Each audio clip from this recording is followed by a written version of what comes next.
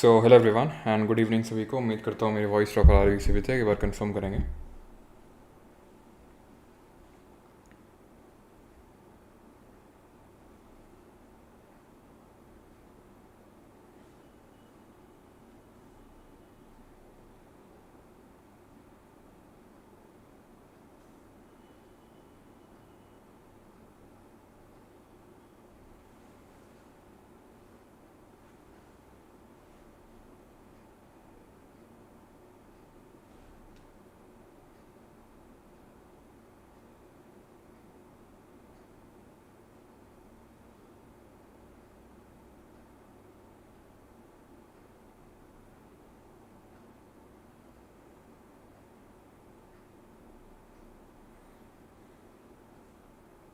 चलिए तो शुरू करें।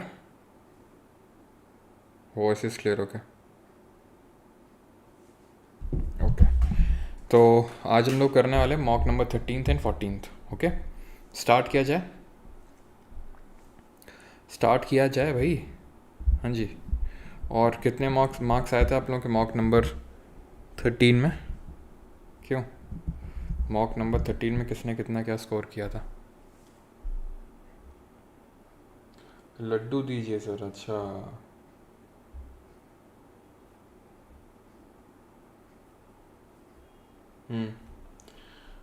जल्दी बताओ भाई, कितना किसने क्या स्कोर किया था?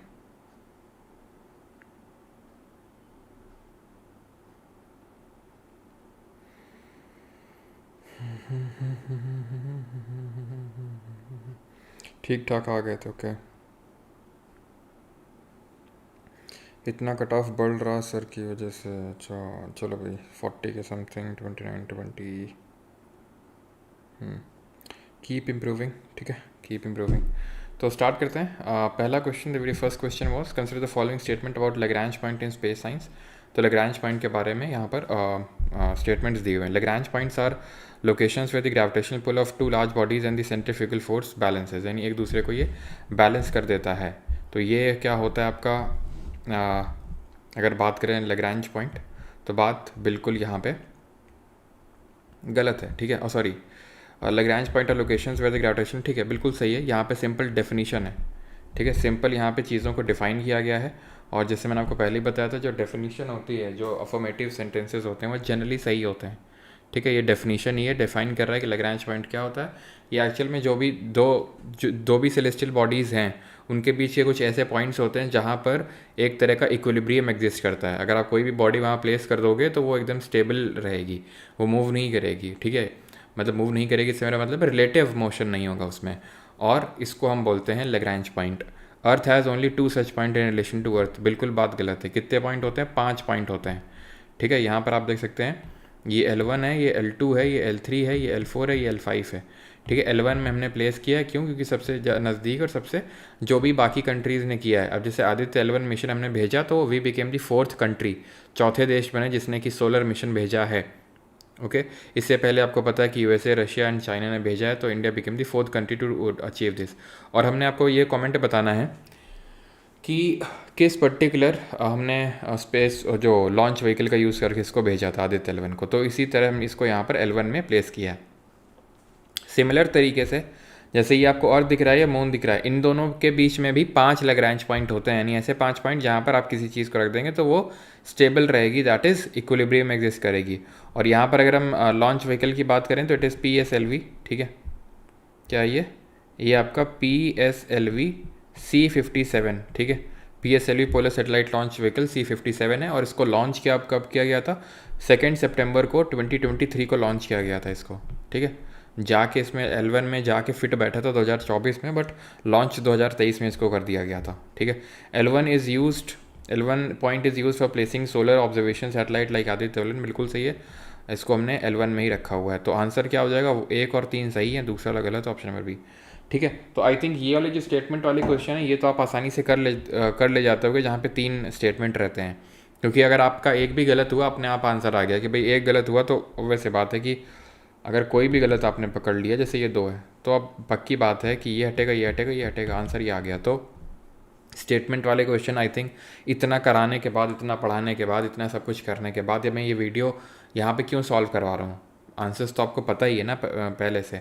दो पर्पस हैं, एक तो आपके क्वेश्चन को सॉल्व कैसे करना है वो जानो, वो सीखो, और साथ ही साथ जो हम एक्स्ट्रा यहाँ पर इन्फॉर्मेशन पढ़ते हैं। अब यहाँ पे मैं आपको बता दूँ कि क्वेश्चन ये भी कोशिश पूरी करी जाती है कि क्वेश्चन रिपीट भी हो जाए, क्वेश्चन वही उसी तरह के रखे जाएं जो अभी आने के चांस हैं। जैसे कि अगर मैं बात करूँ, ये आपका आदित्य के मिशन के बारे में अगर मैं बात करूँ, पक्की बात है कि आपको किसी न किसी शिफ्ट में सीजल में ये रखा मिलेगा क्वेश्चन, ये 100% बात है, इसमें कोई दो राय नहीं है। ठीक है, ये चीज़ ध्यान रखिएगा। Consider the following statement about the industrial policy resolution of 1956। चाहे वो सिलेक्शन पोस्ट हो चाहे स्टेनो, इंडस्ट्रियल पॉलिसी से भर भर के क्वेश्चंस आए हैं। It divided industries into 3 schedules based on the role of the state and the private sector. बिल्कुल सही है, ये हमारी सेकंड IPR है, दूसरी इंडस्ट्रियल पॉलिसी है, जिसमें कि हमने 3 शेड्यूल्स में इंडस्ट्रीज़ को क्लासीफाई किया या बाइफर्केट किया, schedule A, schedule B, schedule C. Schedule A में पब्लिक सेक्टर इंडस्ट्रीज़ को रखा गया जहाँ पर सिर्फ गवर्नमेंट का ही रोल रहेगा। यहाँ पे उनको रखा गया जो कि गवर्नमेंट उनको एग्जीक्यूट करेगी, बट उसमें प्राइवेट प्लेयर्स की हेल्प ले सकती है। और सी में अगर बात करेंगे सिर्फ प्राइवेट जो सेक्टर के लिए रिजर्व थी वो। तो इसमें टोटल 17 इंडस्ट्रीज़ हैं, 17 इसमें है 12 और इसमें बच गई रिमेनिंग। ठीक है, तो 17, 12 और रिमेनिंग, ये चीज़ ध्यान रखनी है। तो 3 शेड्यूल्स में बांटा था, ये बात बिल्कुल सही है, पहला स्टेटमेंट सही है। Schedule A industries were reserve exclusively for the private sector, no they were exclusively reserve for the public sector. Again वही सेम चीज़ जो ऊपर हुई वही हो गया यहाँ पे भी। It aimed at creating a socialistic pattern of society. ये सोशलिस्टिक पैटर्न ऑफ सोसाइटी का मतलब होता है जहाँ पर पब्लिक शेयर होल्डिंग ज़्यादा होती है। पब्लिक शेयर होल्डिंग मतलब गवर्नमेंट की शेयर होल्डिंग ज़्यादा होती है, उसको हम सोशलिस्टिक पैटर्न बोलते हैं। इसका ऑपोजिट होता है कैपिटलिस्टिक पैटर्न, जहाँ पर प्राइवेट प्लेयर्स की शेयर होल्डिंग ज़्यादा होती है। और आपको पता होना चाहिए कि हम कब इस सोशलिस्टिक पैटर्न ऑफ सोसाइटी से कैपिटलिस्टिक की तरफ बढ़े थे। बताओ, what was our first baby step? ठीक है, बेबी स्टेप बोल रहे हैं, फिर बड़ा स्टेप बोल लो, कौन सा था हमारा? तो सोशलिस्टिक पैटर्न से फिर हमें थोड़ा सा, क्योंकि यहाँ पे क्या है कि हमने लाइसेंस राज को स्ट्रेंथन कर दिया था। तो और इस लाइसेंस राज वगैरह को ख़त्म हमने कब किया था? 1990 में जब बैलेंस ऑफ पेमेंट क्राइसिस हुई थी। ठीक है, भुगतान संतुलन की क्राइसिस हुई थी, तो उस टाइम पे हमें IMF के पास जाना पड़ा था बेल आउट के लिए। IMF ने हमें बेल आउट किया था विद सर्टेन कंडीशंस। तो ये चीज़ पता होना चाहिए। 1991 के जो LPG रिफॉर्म्स थे, लिबरलाइजेशन, प्राइवेटाइजेशन, ग्लोबलाइजेशन, उसके साथ ही हमने सोशलिस्टिक पैटर्न को थोड़ा सा गिव अप करके कॉम्प्रोमाइज़ करना पड़ा था हमें, क्योंकि ऑब्वियस बात है FDI वगैरह सब लाना था हमें, और LPG को भूलना नहीं है। ठीक है, LPG इज़ लाइक योर बचपन का प्यार। ठीक है, इसको बिल्कुल नहीं भूलना है। लिबरलाइजेशन का मतलब होता है जहाँ पर हम अपनी इकोनॉमी को लिबरेट करते हैं सो दैट कि फॉरेन इन्वेस्टमेंट आ सके। प्राइवेटाइजेशन का मतलब होता है कि ऑब्वियस बात है प्राइवेट जो प्लेयर्स हैं उनको खेलने का मौका देना। और ग्लोबलाइजेशन का मतलब है कि हम अपनी इकोनॉमी को, डोमेस्टिक इकोनॉमी को बाकी जो इकोनॉमी है that is across the world, उसके साथ इंटीग्रेट करना है। ये बहुत ही बेसिक सा क्वेश्चन है जहाँ पे ओके ठीक है। तो यहाँ पर अगर हम बात करेंगे तो फेस्टिवल्स को मैच करना स्टेट से, मड़ई फेस्टिवल होता है, मड़ई, बस्तर, गौंचा, ये सब छत्तीसगढ़ के होते हैं। ठीक है, मड़ई हो गया, बस्तर हो गया, ठीक है, बस्तर हो गया, गौंचा हो गया, ये सब कहाँ पर देखने को मिलते हैं? छत्तीसगढ़ में देखने को मिलते हैं। ठीक है, अच्छा डांसेस आपको याद हैं छत्तीसगढ़ के कि भूल गए सब? क्यों? काफ़ी टाइम हो गया स्टार्टिंग, क्योंकि स्टार्टिंग से उतने क्वेश्चन बन नहीं रहे, तो इस वजह से हमने उतना ज़्यादा पढ़ा नहीं, लेकिन फिर भी आपको पता होना चाहिए। अक्सर सुआ है ना, कर्म नहीं करते हैं, गेंडियाँ मारते हैं, रात में नाचते हैं, तो कक्सर डांस हो गया, सुआ डांस हो गया, गेंडी डांस हो गया, रौत नाचा हो गया। ठीक है, ये सब छत्तीसगढ़ के हैं। वंगाला मेघालय को, और वंगाला को किस नाम से जानते हैं ये बताएंगे। और जहाँ पे भी कुट कुट होता है, चपचार कुट, मेम कुट, वो सब नागालैंड के नहीं होते हैं, वो मिज़ोरम के होते हैं। तो आंसर ओनली 2। अब यहाँ पे क्या था, कौन कितने पेयर सही मैच्ड हैं? ठीक है, यहाँ पे एलिमिनेशन काम नहीं करता है। इसको UPSC ने आज से 2 साल पहले इंट्रोड्यूस किया था इस पैटर्न को, जहाँ पर एलिमिनेशन को ख़त्म कर दिया था, एलिमिनेशन को एलिमिनेट कर दिया था UPSC ने। तो ये उसी पैटर्न पे थोड़ा सा बेस्ड क्वेश्चन रखा गया है यहाँ पे। वंगाला को फेस्टिवल ऑफ 100 ड्रम्स के नाम से जानते हैं। फेस्टिवल ऑफ फेस्टिवल्स किसको बोलते हैं ये बताइए कमेंट में जल्दी से। ठीक है, तो ये चीज़ ध्यान रखना। वंगाला होता है, ये कौन सी ट्राइब सेलिब्रेट करती है? इसको गारो ट्राइब सेलिब्रेट करती है। ठीक है, गारो खासी जयंती बहुत ही फेमस 3 ट्राइब्स हैं आपकी मेघालय में, तो गारो सेलिब्रेट करती है वंगाला, खासी सेलिब्रेट करती है नोंगक्रेम, और बैदीन खलाम जो है जयंती या ट्राइब सेलिब्रेट करती है बैदीन खलाम। और अगर बात करेंगे फेस्टिवल ऑफ फेस्टिवल्स तो वो हॉर्नबिल को बोलते हैं, जो नागालैंड में होता है। ठीक है, नागालैंड के फेस्टिवल कैसे याद करते हैं कि बिल में नाग जो है किसको बुला रहा है? नागन को बुला रहा है। किस लिए? कि भाई आओ। ठीक है, तो आवलियांग फेस्टिवल। और मुँह डालो, ठीक है, मुँह डाल के शक्कर खाओ। तो मोत्सू फेस्टिवल हो गया, सेक्रेनी हो गया, ठीक है, ओलियांग मोत्सू, ठीक है, मोत्सू फेस्टिवल हो गया और सेक्रेनी फेस्टिवल हो गया, और आपका हॉर्नबिल हो गया। हॉर्नबिल जो फेस्टिवल होता है 1 से लेकर 10 दिसंबर तक सेलिब्रेट किया जाता है, जिसको फेस्टिवल ऑफ फेस्टिवल्स के नाम से जानते हैं। Okay, an object is placed anywhere, कहीं भी, between infinity and the pole of a convex mirror, where will be the image formed. Image कहाँ पे बनेगी? अब किस तरह से इस क्वेश्चन को करना था वो देखो, ठीक है, इसी तरह से आपका दिमाग काम करना चाहिए था क्वेश्चन करते वक्त। कैसे? कि हमें पता है कि 2 तरह के भाई स्फेरिकल मिरर्स होते हैं, तो कॉनकेव होता है और कॉन्वेक्स होता है। कॉनकेव का जो रिफ्लेक्टिंग साइड होता है, रिफ्लेक्टिंग साइड वो कर्व्ड इनवर्ड होता है, और वहीं बात करेंगे कॉन्वेक्स की तो रिफ्लेक्टिंग साइड कर्व्ड आउटवर्ड होता है। अब कॉन्वेक्स मिरर में क्या होता है कि आपका इमेज हमेशा ही ऑलवेज वर्चुअल एंड इरेक्ट बनता है, कभी भी इमेज जो है आपका रियल और इन्वर्टेड बनता ही नहीं है, ठीक। और वर्चुअल का मतलब होता है बिहाइंड द मिरर, ये भी हमें पता है। तो यानी कि फ्रंट ऑफ मिरर तो हो ही नहीं सकता है, यानी इमेज बिहाइंड ऑफ मिरर बनेगा। अब पोल फोकस के बीच बनेगा, फोकस इन्फिनिटी के बीच बनेगा, पोल इन्फिनिटी के बीच बनेगा, फिर फोकस में बनेगा बिहाइंड द मिरर। तो आंसर है पोल और फोकस के बीच में। सिर्फ हमने 2 ही केसेस पढ़े हैं कॉन्वेक्स मिरर में, और वो 2 केसेस ये हैं। पहला केस है जहाँ पर आप ऑब्जेक्ट को रखते हो इन्फिनिटी और पोल के बीच में, और दूसरा इन्फिनिटी पे रखते हो। इन्फिनिटी ये पोल है, इन्फिनिटी और पोल के बीच में रखा, और एक आपने रखा इन्फिनिटी पे, ठीक है। तो 2 केसेस हमने लिए, और दोनों में बिहाइंड द मिरर बन रहा है, ठीक है। यहाँ पे फोकस और पोल के बीच बन रहा है, और यहाँ पे फोकस से बन रहा है। इमेज का जो नेचर होगा वो हमेशा वर्चुअल, वर्चुअल का मतलब है कि behind the mirror.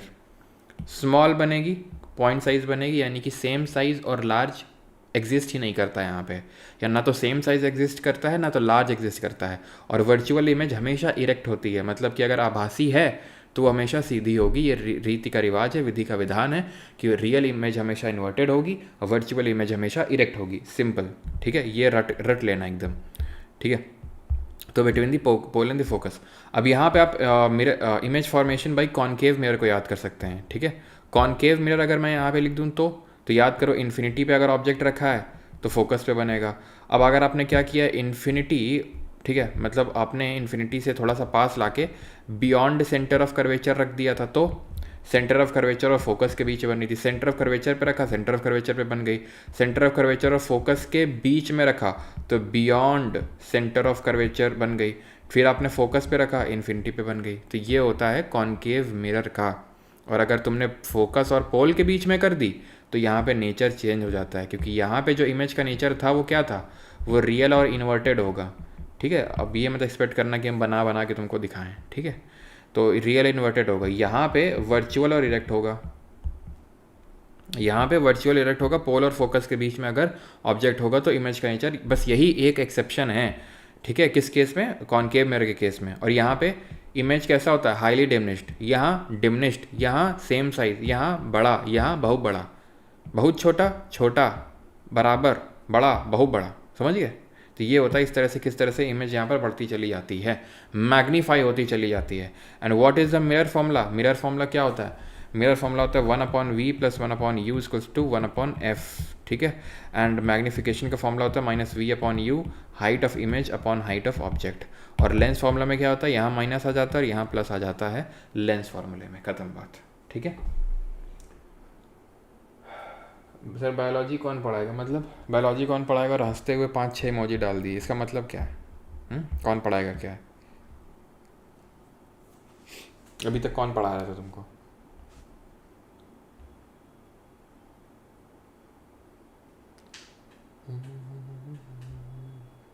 Sir happy independence day, happy independence day. Which of the following statement about treaty of Mangalore is और करेक्ट? तो ट्रीटी ऑफ मैंगलोर, अब हमें पता है कि series of Anglo Mysore war हुए थे, पहला, दूसरा, तीसरा, चौथा, 4 हुए थे। इसमें दूसरे की बात कर रहा है, पहले तो रिकॉल करो हुआ कब था। और यहाँ पे ये बोल रहा है, पहली बात तो हुआ कब था ये सेकेंड एंग्लो मैसूर वॉर? चलो, तो अगर हम बात करेंगे तो सेकेंड एंग्लो मैसूर वॉर कब हुआ था? 1780-84, याद है कि नहीं है? 1767 से लेकर 69 तक पहला वाला हुआ था, दूसरा वाला 80 से 84। पहला वाला ख़त्म हुआ था ट्रीटी ऑफ मद्रास से, पहला वाला ट्रीटी ऑफ मद्रास से ख़त्म हुआ था। और दूसरे वाले की अगर बात करेंगे तो ट्रीटी ऑफ मैंगलोर से ख़त्म हुआ था। अभी जो ट्रीटी ऑफ मैंगलोर से ख़त्म हुआ था, तो ठीक है, it restored the pre war territorial status to both the parties. ठीक है, नहीं पता मान लेते हैं फॉर एग्जाम्पल। ठीक है, वैसे जनरली इस तरह के स्टेटमेंट सही होते हैं, लेकिन मान लेते हैं नहीं पता है। It mark the major treaty signed by the British with an Indian ruler on equal terms. Okay okay, अच्छा, यहाँ पर आप एक चीज़ पहले स्टेटमेंट को देखो, ये भी यहाँ पर कोई डेटा कोई फैक्ट इस तरह से लिखा नहीं हुआ है अगर हम देखें तो, लेकिन पहला वाला देखोगे, it ended second Anglo Mysore war. ठीक है, ट्रीटी ऑफ मैंगलोर ने ख़त्म किया था दूसरा एंग्लो और मैसूर वॉर युद्ध, सही है ये, लेकिन ईस्ट इंडिया कंपनी और हैदर अली के बीच में नहीं है, क्योंकि हैदर अली की सेकेंड एंग्लो मैसूर वॉर के बीच में ही डेथ हो गई थी। उसके टीपू सुल्तान जो लड़का था उसने उसको टेक ओवर किया था वॉर को, तो पहला वाला गलत हो जाएगा यहाँ पे। ठीक है, पहला वाला यहाँ पे गलत हो जाएगा और दूसरा तीसरा सही हो जाएगा। Option number A will be the correct answer. ठीक है, पहला वाला खत्म हुआ था ट्रीटी ऑफ मद्रास से, दूसरा वाला खत्म हुआ था ट्रीटी ऑफ मैंगलोर से, तीसरा वाला कब हुआ था और किस ट्रीटी से खत्म हुआ था? तीसरा वाला कब हुआ था? ये 1790 से लेकर 92, and it ended with the treaty of Seringapatam. New batch कब से स्टार्ट होगा? विशाल वर्मा बता तो चुके हैं इतनी बार, सेरिंगपट्टम। ठीक है, न्यू बैच सीजल जब एग्ज़ाम ख़त्म होने को आएगा, ठीक है, जो अगला वाला आपका सीजल एग्ज़ाम है, तो तभी यानी कि आप ये मान सकते हो कि मिड ऑफ सितंबर। ठीक है, मिड ऑफ सितंबर, लगभग मिड सितंबर से। ठीक है, and fourth Anglo Mysore war की अगर बात करेंगे तो 1798 टू 99, और यहाँ पे कोई ट्रीटी नहीं हुई थी बिकॉज टीपू सुल्तान की डेथ हो गई थी। हैदर अली की दूसरे वाले में मृत्यु हो गई थी और चौथे वाले में ट्रीटी इसमें डेथ हो गई थी टीपू सुल्तान की, जिसको शेर मैसूर के नाम से जानते हैं। ओके, एंड ये जो अगर मैं आपसे पूछूँ कि जो दूसरा एंग्लो मैसूर वॉर है, इस टाइम पे गवर्नर जनरल कौन था और चौथे वाले में कौन था, यही पूछता दूसरे का और चौथे का। तो दूसरे में ध्यान रखना कौन था, वॉरेन हेस्टिंग था, वही वॉरेन हेस्टिंग जिसने 1772 में बंगाल से डुअल गवर्नमेंट को ख़त्म किया था। और चौथे की अगर बात करेंगे तो 1798 में सब्सिडियरी अलायंस कौन लेके आया था? वेलेस्ली लेके आया था। तो फोर्थ वाला जो है यहाँ पे वेलेस्ली के टाइम पे हुआ था। और यहाँ पर आप सब्सिडियरी अलायंस को रिकॉल कर सकते हैं, जैसे पहला कौन था जिसने इसको एक्सेप्ट किया था, अडॉप्ट किया था, तो निज़ाम ऑफ हैदराबाद है ना 1798 में। अवध 1801 में इसको एक्सेप्ट किया था। और 1799 में मैसूर से इनको हैदर अली, टीपू सुल्तान वगैरह को सबको हटा के वुडेयार डायनेस्टी, जो हिंदू शाही डायनेस्टी थी वुडेयार, उसको लाया और उनसे साइन करवा लिया सब्सिडियरी अलायंस। और आई होप यहाँ पे सभी को सब्सिडियरी अलायंस के बारे में पता है, पहले हम डिस्कस कर चुके हैं उसके बारे में। ठीक है, consider the following statement regarding xylem और फ्लोएम के बारे में यहाँ पर स्टेटमेंट्स दिए हुए हैं, आपको बताना है कौन सा सही है। अब जाइलम फ्लोएम, पहली बात तो क्या है, ये परमानेंट टिश्यू हैं और सिंपल की कॉम्प्लेक्स परमानेंट टिश्यू में आते हैं ये। ठीक है, बिकॉज बहुत डिफरेंट तरह की सेल से बने हुए हैं इसलिए। अब जाइलम हम पढ़ते हैं बचपन से, जाइलम जल यानी कि वाटर और मिनरल का ट्रांसपोर्ट करता है, फ्लोएम फल यानी फूड का ट्रांसपोर्ट करता है। ओके, और जाइलम के पार्ट्स की अगर बात करेंगे तो जाइलम होता है जाइलम फाइबर, ट्रैकाइड, ठीक है, एंड वेसल, और जाइलम पैरेनकाइमा यहाँ पे नहीं है, जाइलम पैरेनकाइमा भी होता है। Phloem fibre, sieve plate, companion cell, और यहाँ पे भी होता है फ्लोएम पैरेनकाइमा। अब इस तरह से सवाल आपको ध्यान रखना है कि जाइलम पैरेनकाइमा को छोड़ के सारे डेड होते हैं, जाइलम पैरेनकाइमा को छोड़ के सारे डेड होते हैं, फ्लोएम फाइबर को छोड़ के सारे लिविंग होते हैं, ये बात याद रहेगी। जाइलम पैरेनकाइमा हमेशा लिविंग होता है, फाइबर हमेशा डेड होता है। तो जाइलम पैरेनकाइमा को छोड़ के सारे डेड होते हैं, फ्लोएम फाइबर को छोड़ के सारे लिविंग होते हैं। ठीक है, ये चीज़ ध्यान रखना। पैरेनकाइमा क्या करता है, फूड का स्टोरेज वगैरह करता है, फाइबर क्या करता है, स्ट्रेंथ प्रोवाइड करता है। ठीक है, xylem transports water and minerals upward through transpiration, pull and root pressure, बात सही है। Phloem translocation is an active process requiring ATP, that is adenosine triphosphate, ये भी सही है। Companion cells are absent in phloem of monocots, तो जो monocots होते हैं, ठीक है, मोनोकॉट क्या होते हैं, जिनका सिंगल कॉटिलेडॉन होता है। डाइकॉट क्या होता है, जिनके दो कॉटिलेडॉन होते हैं। याद करो जब हम ये पूरा प्लांट किंगडम पढ़ते हैं तो वहाँ पर लास्ट में एंजियोस्पर्म्स को दो पार्ट में बाइफरकेट करते हैं, मोनोकॉट और डाइकॉट को, है ना, याद है आपको। तो ऐसा नहीं है कि जो कंपेनियन सेल्स हैं, वो जो फ्लोएम की कंपेनियन सेल्स हैं वो मोनोकॉट में नहीं होती हैं, ऐसा नहीं होता है।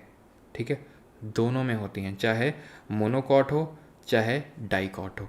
तो यहाँ पर तीसरा गलत, ऑप्शन नंबर D 1 और 2। ठीक है, मोनोकॉट और डाइकॉट में यूजुअली अंतर क्या होता है, तो जैसे अगर मैं बात करूँ, जो मोनोकॉट होता है उसका फाइब्रस रूट होता है, इस तरह से फाइब्रस रूट होता है, और जो डाइकॉट होता है उसका टैप रूट होता है, इस तरह से।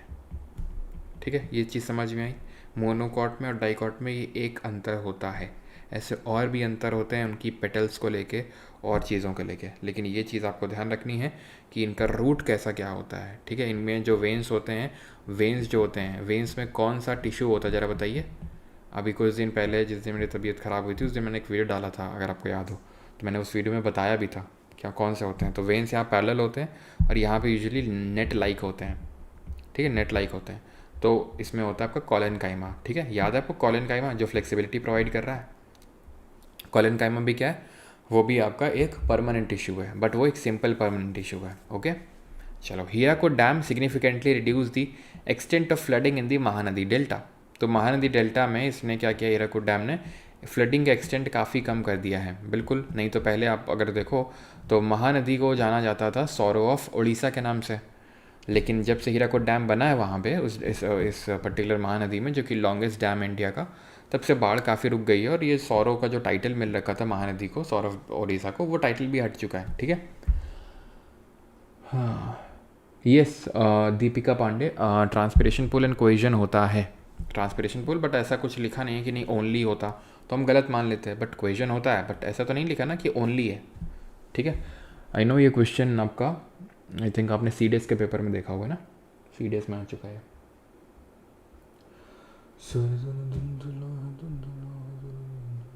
सर UPSI में अदर स्टेट के कैंडिडेट्स भर सकते हैं क्या? बिल्कुल हर्ष भर सकते हैं, लेकिन क्या भरने की बात कर रहे हो तुम? बिल्कुल भर सकते हैं फॉर्म। ठीक है, तो dams reservoir stores flood waters and releases them gradually. बिल्कुल ठीक है, वो स्टोर कर लेता है वाटर को, धीरे धीरे रिलीज़ करता है, तो दोनों ही सही है और वो करेक्ट एक्सप्लेनेशन है उसका। ठीक है, भारत कवच इनिशिएटिव के बारे में है। ठीक है, आपने पढ़ा होगा, it is aimed at producing indigenous lightweight bulletproof jacket. बिल्कुल सही है, it is a joint project of DRDO and private defence manufacturer. The jackets are design for use only by Indian army, सिर्फ Indian army use कर सकती है। ऐसा क्यों भाई, बाकी क्यों नहीं यूज़ कर सकते हैं? ठीक है, तो 1 और 2 ओनली, एक्सट्रीम कीवर्ड है थोड़ा सा। ठीक है, consider the following fundamental duties. तो ये कुछ फंडामेंटल ड्यूटीज़ मौलिक कर्तव्य दिए हुए हैं।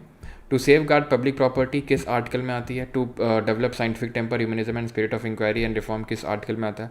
To uphold and protect the sovereignty, unity and integrity of India, ये किस आर्टिकल में आता है? तो ये आता है article number 51A। To safeguard public property and abjure violence, violence छोड़ा, an eye for an eye will make the whole world blind. 51A scientific temper humanism, H से humanism. 51A and protect the sovereignty, unity and integrity, तीन चीज़ें हैं 51A sub clause C। Now how many of these were parts of the original constitution of 1950? 1950 में original constitution का कौन सा part थी? Answer is no, none. क्यों?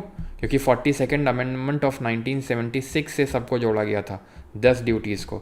11th वाली को, जो आखिरी वाली ड्यूटी है जिसमें 6 से 14 साल तक के बच्चों को के गार्जियंस को ड्यूटी दी गई है कि उनको स्कूल भेजना है, उसको हमने 86 अमेंडमेंट ऑफ 2002 से ऐड किया था। बाकी अगर हम ड्यूटीज़ की बात करें तो वो 1976 में जोड़ी गई थी 10, सरदार सोरेन सिंह कमेटी की रिकमेंडेशन पे, और ये नॉन जस्टिसेबल होती है, आपको पता होना चाहिए। और ये हमने किस कंट्री के कॉन्स्टिट्यूशन से बोरो करी है ये आपको बताना है। तो ओरिजिनली अगर हम बात करें मूलतः, तो कोई भी हिस्सा नहीं थी हमारे उसका, ठीक है, कॉन्स्टिट्यूशन का ना। Moving on towards the 10th number का question, the Thomas Cup is associated with the badminton. Thomas Cup badminton से, बिल्कुल थॉमस कप मेन का होता है, उबेर कप विमेन का होता है, दोनों 2-2 साल में होते हैं ये। ठीक है, और दोनों ये भी किसके पास हैं? चाइना के पास हैं ये। ठीक है, इंडोनेशिया को हरा के। डेविस कप फुटबॉल से है, बिल्कुल गलत बात है, डेविस कप फुटबॉल से नहीं, डेविस कप टेनिस से एसोसिएटेड है। तो दूसरा वाला यहाँ पे जाएगा, गया गया गया, आंसर हो गया ऑप्शन नंबर बी। बाकी अगर फुटबॉल की बात करें, सुब्रतो कप, डूरंट कप, ठीक है, La Liga cup, UEFA cup, ठीक है, ये सारे आपके हो जाते हैं फुटबॉल के। ओके, देन अगर बात करें सुल्तान अजलान शाह कप, ये हॉकी का है। सुल्तान अजलान शाह जो है ये सुल्तान थे मलेशिया के, तो ये मलेशिया में ही होता है सुल्तान अजलान शाह कप। और सुल्तान जौहर कप, अजलान शाह हो चाहे जौहर हो, दोनों मलेशिया में होते हैं। साथ ही साथ आगा खां कप हो गया, रंगा स्वामी कप हो गया, ये भी आपके हॉकी से ही एसोसिएटेड है। ओके चलो, एटॉमिक नंबर कुछ पूछा था यहाँ पर क्या? रशिया से लिया हमने फंडामेंटल ड्यूटीज़ को। Okay, atomic number determines the chemical properties of an element, yes it is true. इससे हमें केमिकल प्रॉपर्टीज एलिमेंट की पता चलती हैं। Atomic number equals the number of protons in the nucleus which defines the electron arrangement, ये भी बात बिल्कुल सही है। अब हमें पता है कि जो कोई भी एलिमेंट होता है, let's say this is an element X, और इसका एटॉमिक नंबर हम Z से रिप्रेजेंट करते हैं, एटॉमिक मास A से रिप्रेजेंट करते हैं। हम देख चुके हैं कि जो atomic number is equal to number of electron is equal to number of proton, बहुत बेसिक सी चीज़ है। एंड नंबर ऑफ न्यूट्रॉन कैसे होता है, एटॉमिक मास में एटॉमिक नंबर को घटाते हैं, और अगर किसी एलिमेंट में सेम नंबर ऑफ न्यूट्रॉन है तो उसको हम आइसोटोन बोल देते हैं। तो ये बात सही है और दोनों उसका सही एक्सप्लेन कर रहा है रीज़न जो है, ठीक है। It is the correct explanation, option number C. Vajji महाजनपद के बारे में यहाँ पर स्टेटमेंट दिए हुए हैं। तो वज्जी महाजनपद, कल ही हम लोगों ने हिस्ट्री पढ़ी है, और वज्जी महाजनपद, तो महाजनपद के बारे में हमने क्या क्या पढ़ा था, महाजनपद के बारे में हमने ये पढ़ा था कि महाजनपद का टाइम पीरियड था वही 500 BC ऑनवर्ड्स, ठीक है। 500 BC के टाइम के बाद की बात है जब महाजनपद डेवलप हुए थे। 16 महाजनपद थे, 16, जिनके बारे में अंगुत्तर निकाय जब बुद्धिस्ट टेक्सचर्स में मेंशन है 16 महाजनपद, वैसे तो दीघ निकाय में भी मेंशन है। अब महाजनपद दो तरह के थे, एक तो थे मोनार्कियल और एक थे रिपब्लिक। मोनार्कियल का मतलब है कि एक सिंगल डिसीजन मेकर है, और रिपब्लिक का मतलब होता था मल्टीपल डिसीजन मेकर हैं, ठीक है। तो रिपब्लिक में कौन कौन आता था, तो रिपब्लिक में अगर बात करेंगे तो कुरु है,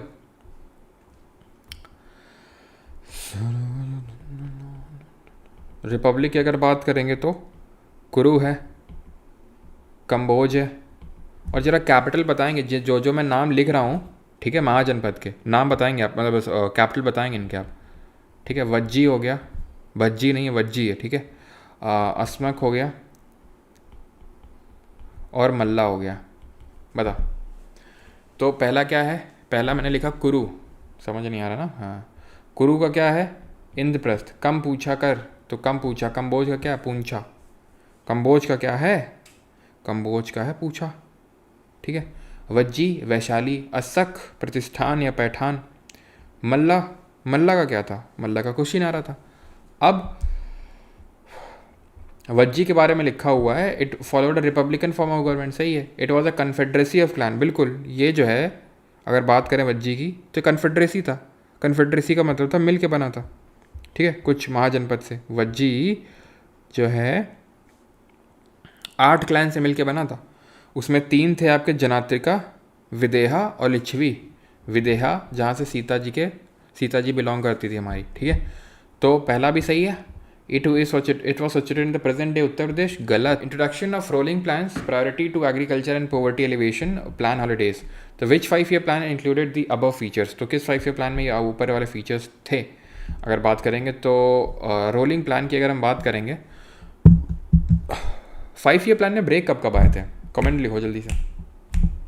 5 ईयर प्लान में, पंचवर्षीय योजना में ब्रेक कब कब आए थे, तो एक तो ब्रेक आया था थर्ड 5 ईयर प्लान के बाद, ठीक है। एक तो थर्ड 5 ईयर प्लान के बाद ब्रेक आया था जिसको हम प्लान हॉलीडे बोलते हैं, 1966 से लेके 69। एक 5th 5 ईयर प्लान के बाद ब्रेक आया था कि नहीं आया था, 5th 5 ईयर प्लान के बाद ब्रेक आया था, क्यों जी। 5th 5 ईयर प्लान के बाद मतलब 1978 से लेके 80 के बीच में रोलिंग प्लान आए थे। एंड देन उसके बाद अगर आपको याद हो 7th 5 year plan, 7th 5 year plan के बाद भी ब्रेक आया था 1990 से लेके 92 तक, जहाँ पर एनुअल प्लान आए थे। ओके, ठीक है।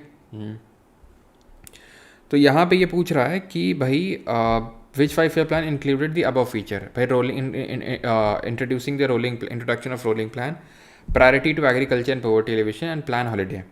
This would be your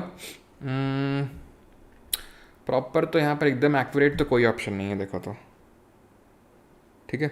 लेकिन अगर रोलिंग प्लान की अगर बात कर ही रहे हैं तो फिर 5th 5 ईयर प्लान हम यहाँ पे टिक करेंगे, ऑप्शन नंबर बी। ओके, चलो। In computing which of the following best describes the quantum supremacy. Quantum supremacy को कौन, सर हिंदी में क्वेश्चन क्यों नहीं करवाते हैं। तो क्वांटम सुप्रीमेसी क्या होता है कि वो प्रॉब्लम्स जो एक क्लासिकल सुपर कंप्यूटर भी ना सॉल्व कर पाए, ठीक है, तो वो क्वांटम कंप्यूटर सॉल्व कर ले, that is quantum computing. 15th है the legislative council in a state can be abolished by this governor का ऑर्डिनेंस। लेजिस्लेटिव काउंसिल गवर्नर का ऑर्डिनेंस वही कब से ऐसा होने लगा, आर्टिकल नंबर 169 में ऑर्डिनेंस लेजिस्लेटिव काउंसिल यानी कि इसके बारे में दिया हुआ है, विधान परिषद के बारे में दिया हुआ है। ओके, अब अगर हम बात करें लेजिस्लेटिव काउंसिल तो कितने स्टेट में, ज़रा कमेंट में बताइए कितने स्टेट में लेजिस्लेटिव काउंसिल है और आर्टिकल नंबर, ठीक है पहले तो, और इसका कॉम्पोजिशन किस आर्टिकल में दिया हुआ है ये भी आपको बताना है, ठीक है, कॉम्पोजिशन। तो आर्टिकल नंबर 169 में ये लिखा हुआ है कि क्रिएट या अबॉलिश कैसे हो सकती है, तो बहुत सिंपल है, मतलब सिंपल मेजोरिटी से, कौन, पार्लियामेंट। पार्लियामेंट क्रिएट कर सकता है या अबॉलिश कर सकता है विधान परिषद यानी लेजिस्लेटिव काउंसिल को, और वो सिर्फ 6 स्टेट्स में, कबूतम that is Karnataka, Andhra, then Bihar, Uttar Pradesh and Telangana. इन 6 राज्यों में आपको देखने को मिलेगी क्या देखने को मिलेगी? आपको देखने को मिलेगी लेजिस्लेटिव काउंसिल, यानी इनका जो लेजिस्लेचर है वो बाई कैमरल नेचर का है। और आर्टिकल नंबर 171 में इनके कॉम्पोजिशन के बारे में लिखा हुआ है, यानी मैक्सिमम कितने लोग हो सकते हैं लेजिस्लेटिव काउंसिल में। तो ध्यान रखना, maximum 1/3 of LA, 1/3 of LA। और मिनिमम, क्यों जी, मिनिमम कितने हो सकते हैं लेजिस्लेटिव काउंसिल की अगर बात करूँ तो उसमें मिनिमम कितने मेंबर हो सकते हैं? 40, इतने तो होने पड़ेंगे। और मैक्सिमम 1/3 ऑफ LA। बट जो एक्चुअल कॉम्पोजिशन है वो क्या होता है? एक्चुअल कॉम्पोजिशन 1/3 LA से इलेक्ट होके आते हैं, 1/3 कहाँ से? 1/3 लोकल बॉडीज जैसे म्यूनिसपैलिटी से इलेक्ट होके आते हैं, 1/12 elected by the graduates, 1/12 elected by the teachers at least of secondary level है उससे ऊपर, एंड रिमेनिंग जो 1/6 हैं they are nominated by the governor in the field of लिसास plus cooperative society, literature, science, art, social service and cooperative society. तो parliament can create और abolish legislative council on the recommendation of the state legislative assembly. सही है, answer option number B2 only होगा। ठीक है, recommendation मतलब legislative assembly वहाँ का बिल पास करेगा कि भैया पार्लियामेंट प्लीज़ हमारे लिए लेजिस्लेटिव काउंसिल क्रिएट कर दो या अबॉलिश कर दो, जैसे कि वेस्ट बंगाल बोलता रहता है कि हमारे लिए क्रिएट कर दो। ठीक है, तो but it totally depends on the parliament and it does not need any constitutional amendment, and इसमें संवैधानिक संशोधन की जरूरत नहीं पड़ती है, बिकॉज सिंपल मेजोरिटी से हो जाती है इसलिए। ओके, अच्छा, गवर्नर का ऑर्डिनेंस किस आर्टिकल में है और किस पर्टिकुलर केस में गवर्नर को लताड़ पड़ी थी कि बार बार ऑर्डिनेंस प्रोमलगेट और रीप्रोमलगेट करना ये बंद करो, ये हरकतें कॉन्स्टिट्यूशन के खिलाफ हैं। तो पहली बात तो ये आर्टिकल नंबर 213 में है, और ये जो मैं केस की बात करूँ ये DC वाधवा केस है, जहाँ पर बिहार के जो गवर्नर थे बार बार प्रोमलगेट और रीप्रोमलगेट किए पड़े थे, मान नहीं रहे थे। और प्रेसिडेंट का किस में ऑर्डिनेंस? 123 में, आर्टिकल 123। और कब ऑर्डिनेंस आता है सारी चीज़ें हम पहले देख चुके हैं। ठीक है ना, consider the following statements. Ohm's law states that current through a conductor is directly proportional to the potential difference. Current is directly proportional to the potential difference across it. Provided temperature, the temperature remains constant. Yes, सही है। ठीक है, यही तो होता है। और Ohm's law कब दिया गया था? 1827 में। ठीक है, साइमन ओम ने दिया था। इस तरह का यहाँ पर वो बनता है, फिगर बनता है, एक स्ट्रेट लाइन बनती है। ठीक है, passing from the origin. In super conductors resistance become zero below the critical temperature, ये भी सही है। Electrical conductivity decreases with the increasing temperature in the metals. Yes, हमें पता है कि जब टेम्परेचर बढ़ता है तो रेजिस्टेंस भी बढ़ता है, कंडक्टिविटी डिक्रीज होगी। Answer 1, 2, 3 option number D। अब यहाँ पे आप रिकॉल कर सकते हो जरा रेजिस्टिविटी को। रेजिस्टिविटी किन किन चीज़ों पे डिपेंड करती है जल्दी से बताओ। लेंथ के कैसे प्रोपोर्शनल है और एरिया के कैसे प्रोपोर्शनल है, ये बताओ। लेंथ और एरिया के कैसे प्रोपोर्शनल है रेजिस्टिविटी, जल्दी से बताइए कमेंट में। ठीक है, तो और इसका SI यूनिट क्या होता है? तो पहली बात तो it is not dependent of length or area cross section. It is resistance which is directly proportional to the length and inversely proportional to the area of cross section. अच्छा, length के directly होता है शर्मा जी, अच्छा ठीक है। Area के inverse होता है, बहुत सही बेटा, इसी दिन का इंतज़ार था। बिल्कुल सही है, सही सभी का सही है। अर्ना वो जितने लोग हैं, Yash Pratap, length directly, indirectly, inversely, है ना, मारेंगे झापड़ भी खींच के। हैं कुछ बताया था कि नहीं कि जो रेजिस्टिविटी होती है जिसको स्पेसिफिक रेजिस्टेंस बोलते हैं वो इंडिपेंडेंट होता है लेंथ और एरिया के। It is resistance which is proportional to this. ठीक है, और रेजिस्टिविटी की यूनिट की अगर बात करेंगे तो ओम मीटर होता ही है। ओके, आगे बढ़ते हैं। Keystone species have a disproportionate large effect on their ecosystem related to the abundance. Resistance है वो।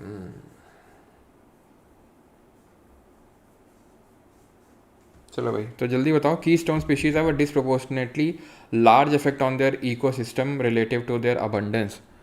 तो की स्टोन स्पीशीज़ वो होती हैं भाई, की स्टोन है मतलब बहुत ही एक इंपॉर्टेंट रोल ये प्ले कर रहा है पूरे इकोसिस्टम में, दैट इज़ की स्टोन। यानी कि अगर उसको हटा दें तो इकोसिस्टम गड़बड़ा जाएगा पूरा। एग्जाम्पल के तौर पे जैसे कि एलिफेंट हो गया। एग्जाम्पल के तौर पे अगर हम ओशन में बात करें तो स्टार फिश हो गया। स्टार फिश जरा कमेंट में बताइए किस पर्टिकुलर फाइलम से बिलोंग करता है। तो they influence the survival and population of many other species in the ecosystem. Yes, की स्टोन स्पीशीज़ की यही डेफिनेशन होती है, मतलब इसीलिए उसको की स्टोन बोलते हैं, मतलब इसीलिए वो डिसप्रोपोर्शनेटली लार्ज इफेक्ट होता है उसका। क्यों होता है? क्योंकि वो बाकी स्पीशीज़ के सर्वाइवल उस स्पीशीज़ पे डिपेंड करता है। तो दोनों सही है और करेक्ट एक्सप्लेनेशन भी है। एंड स्टार फिश की अगर बात करेंगे तो एचिनोडर्मेटा, दैट इज़ एचिनोडर्म मेटाफाइलम से आता है, जिसको हम क्या बोलते हैं, स्पाइनी स्किन्ड ऑर्गेनिज्म होते हैं। प्लस इनका सिमेट्री बताओ, एचिनोडर्म्स का कैसा सिमेट्री होता है ये बताओ, और डिप्लो या ट्रिप्लोब्लास्टिक कैसे होते हैं, यहाँ पे मैच करना है। सहनाई, तो सहनाई जो है कैसा है, विंड इंस्ट्रूमेंट है। मृदंगम प्रिकशन, प्रिकशन क्या होता है, जिसको मारना है, जैसे मेरा माइक है, इसको मार मार के मैं बजा रहा हूँ, तो प्रिकशन इंस्ट्रूमेंट हो गया, ठीक है, सही है। मृदंगम, मृदंगम घड़े टाइप होता है, घड़ा देखा है, घड़ा है, घड़ा देखे हो कि नहीं देखे हो, तो वैसा ही होता है प्रिकशन, ऐसा टाइप का, ठीक है। और सरोद जो होता है स्ट्रिंग इंस्ट्रूमेंट है, बिल्कुल सही है। सरोद से कौन रिलेटेड है, अमजद अली खान। सहनाई से उस्ताद बिस्मिल्ला खान। मृदंगम से एक नाम बता दो, टी.एच. विनायकरम, जिनको विक्को विनायकरम के नाम से जानते हैं वो, सॉरी वो तो घटम से एसोसिएट है, आई एम रियली सॉरी, वो घटम होता है, वो घटम होता है यार, मृदंगम लिखा है लेकिन मेरे दिमाग में यार घटम चल रहा था, आई एम रियली सॉरी। वो आपका घटम होता है, जिससे कि टी.एच. विनायकरम और विक्को विनायकरम है, ये ढोलक की तरह होता है, इसको भी हमें मारना ही पड़ता है, ठीक है। प्रिकशन इंस्ट्रूमेंट, एक सेकेंड, ओके, ठीक है। जल तरंग की बात करेंगे, प्रिकशन नहीं होता है, प्रिकशन ना होके बल्कि प्रिकशन नहीं होता ये, इसमें जैसे आपने देखा है वो घंटा होता है, घंटा, हाँ, घंटा, घंटे को मारते हैं लेकिन उसमें घंटे का एक पार्ट होता है इस तरह से लटकता है, उसको मारते हैं तब वो बजता है घंटा, है ना। ऐसा तो है नहीं कि घंटे को पीटते हैं किसी डंडे वंडे से तब वो बजता है। तो आंसर होगा 1 2 3, option number B will be the correct answer. इसको मतलब ये घंटा टाइप जो होता है ना, ये जल तरंग जैसे, ये एडियोफोन कैटेगरी में आते हैं, यानी इनमें कुछ तो होता है जिसको जो स्ट्राइक करता है और वो फिर बचता है, ठीक है। अच्छा सर, आप बहुत अच्छा पढ़ाते हो, अच्छा थैंक यू भाई। तो ये चीज़ क्लियर हो गई, क्लियर हो गई कि नहीं हो गई, जल्दी बताओ। उस्ताद बिस्मिल्ला खान को भारत रत्न कब मिला था, उस्ताद बिस्मिल्ला खान को भारत रत्न कब मिला था, तो 2001 में मिला था, ठीक है। 1998 में एम.एस. सुब्बलक्ष्मी को मिला था, जिनको क्वीन ऑफ कार्नेटिक म्यूज़िक के नाम से जानते हैं, अस्थाना विद्वान के नाम से जानते हैं। 1999 में पंडित रविशंकर को मिला था, जो सितार से एसोसिएटेड हैं। और अगर बात करेंगे हम यहाँ पे उस्ताद बिस्मिल्ला खान की, 2001 में मिला था, ठीक है, 2001 में। आगे बढ़ते हैं, अगला क्वेश्चन है ये,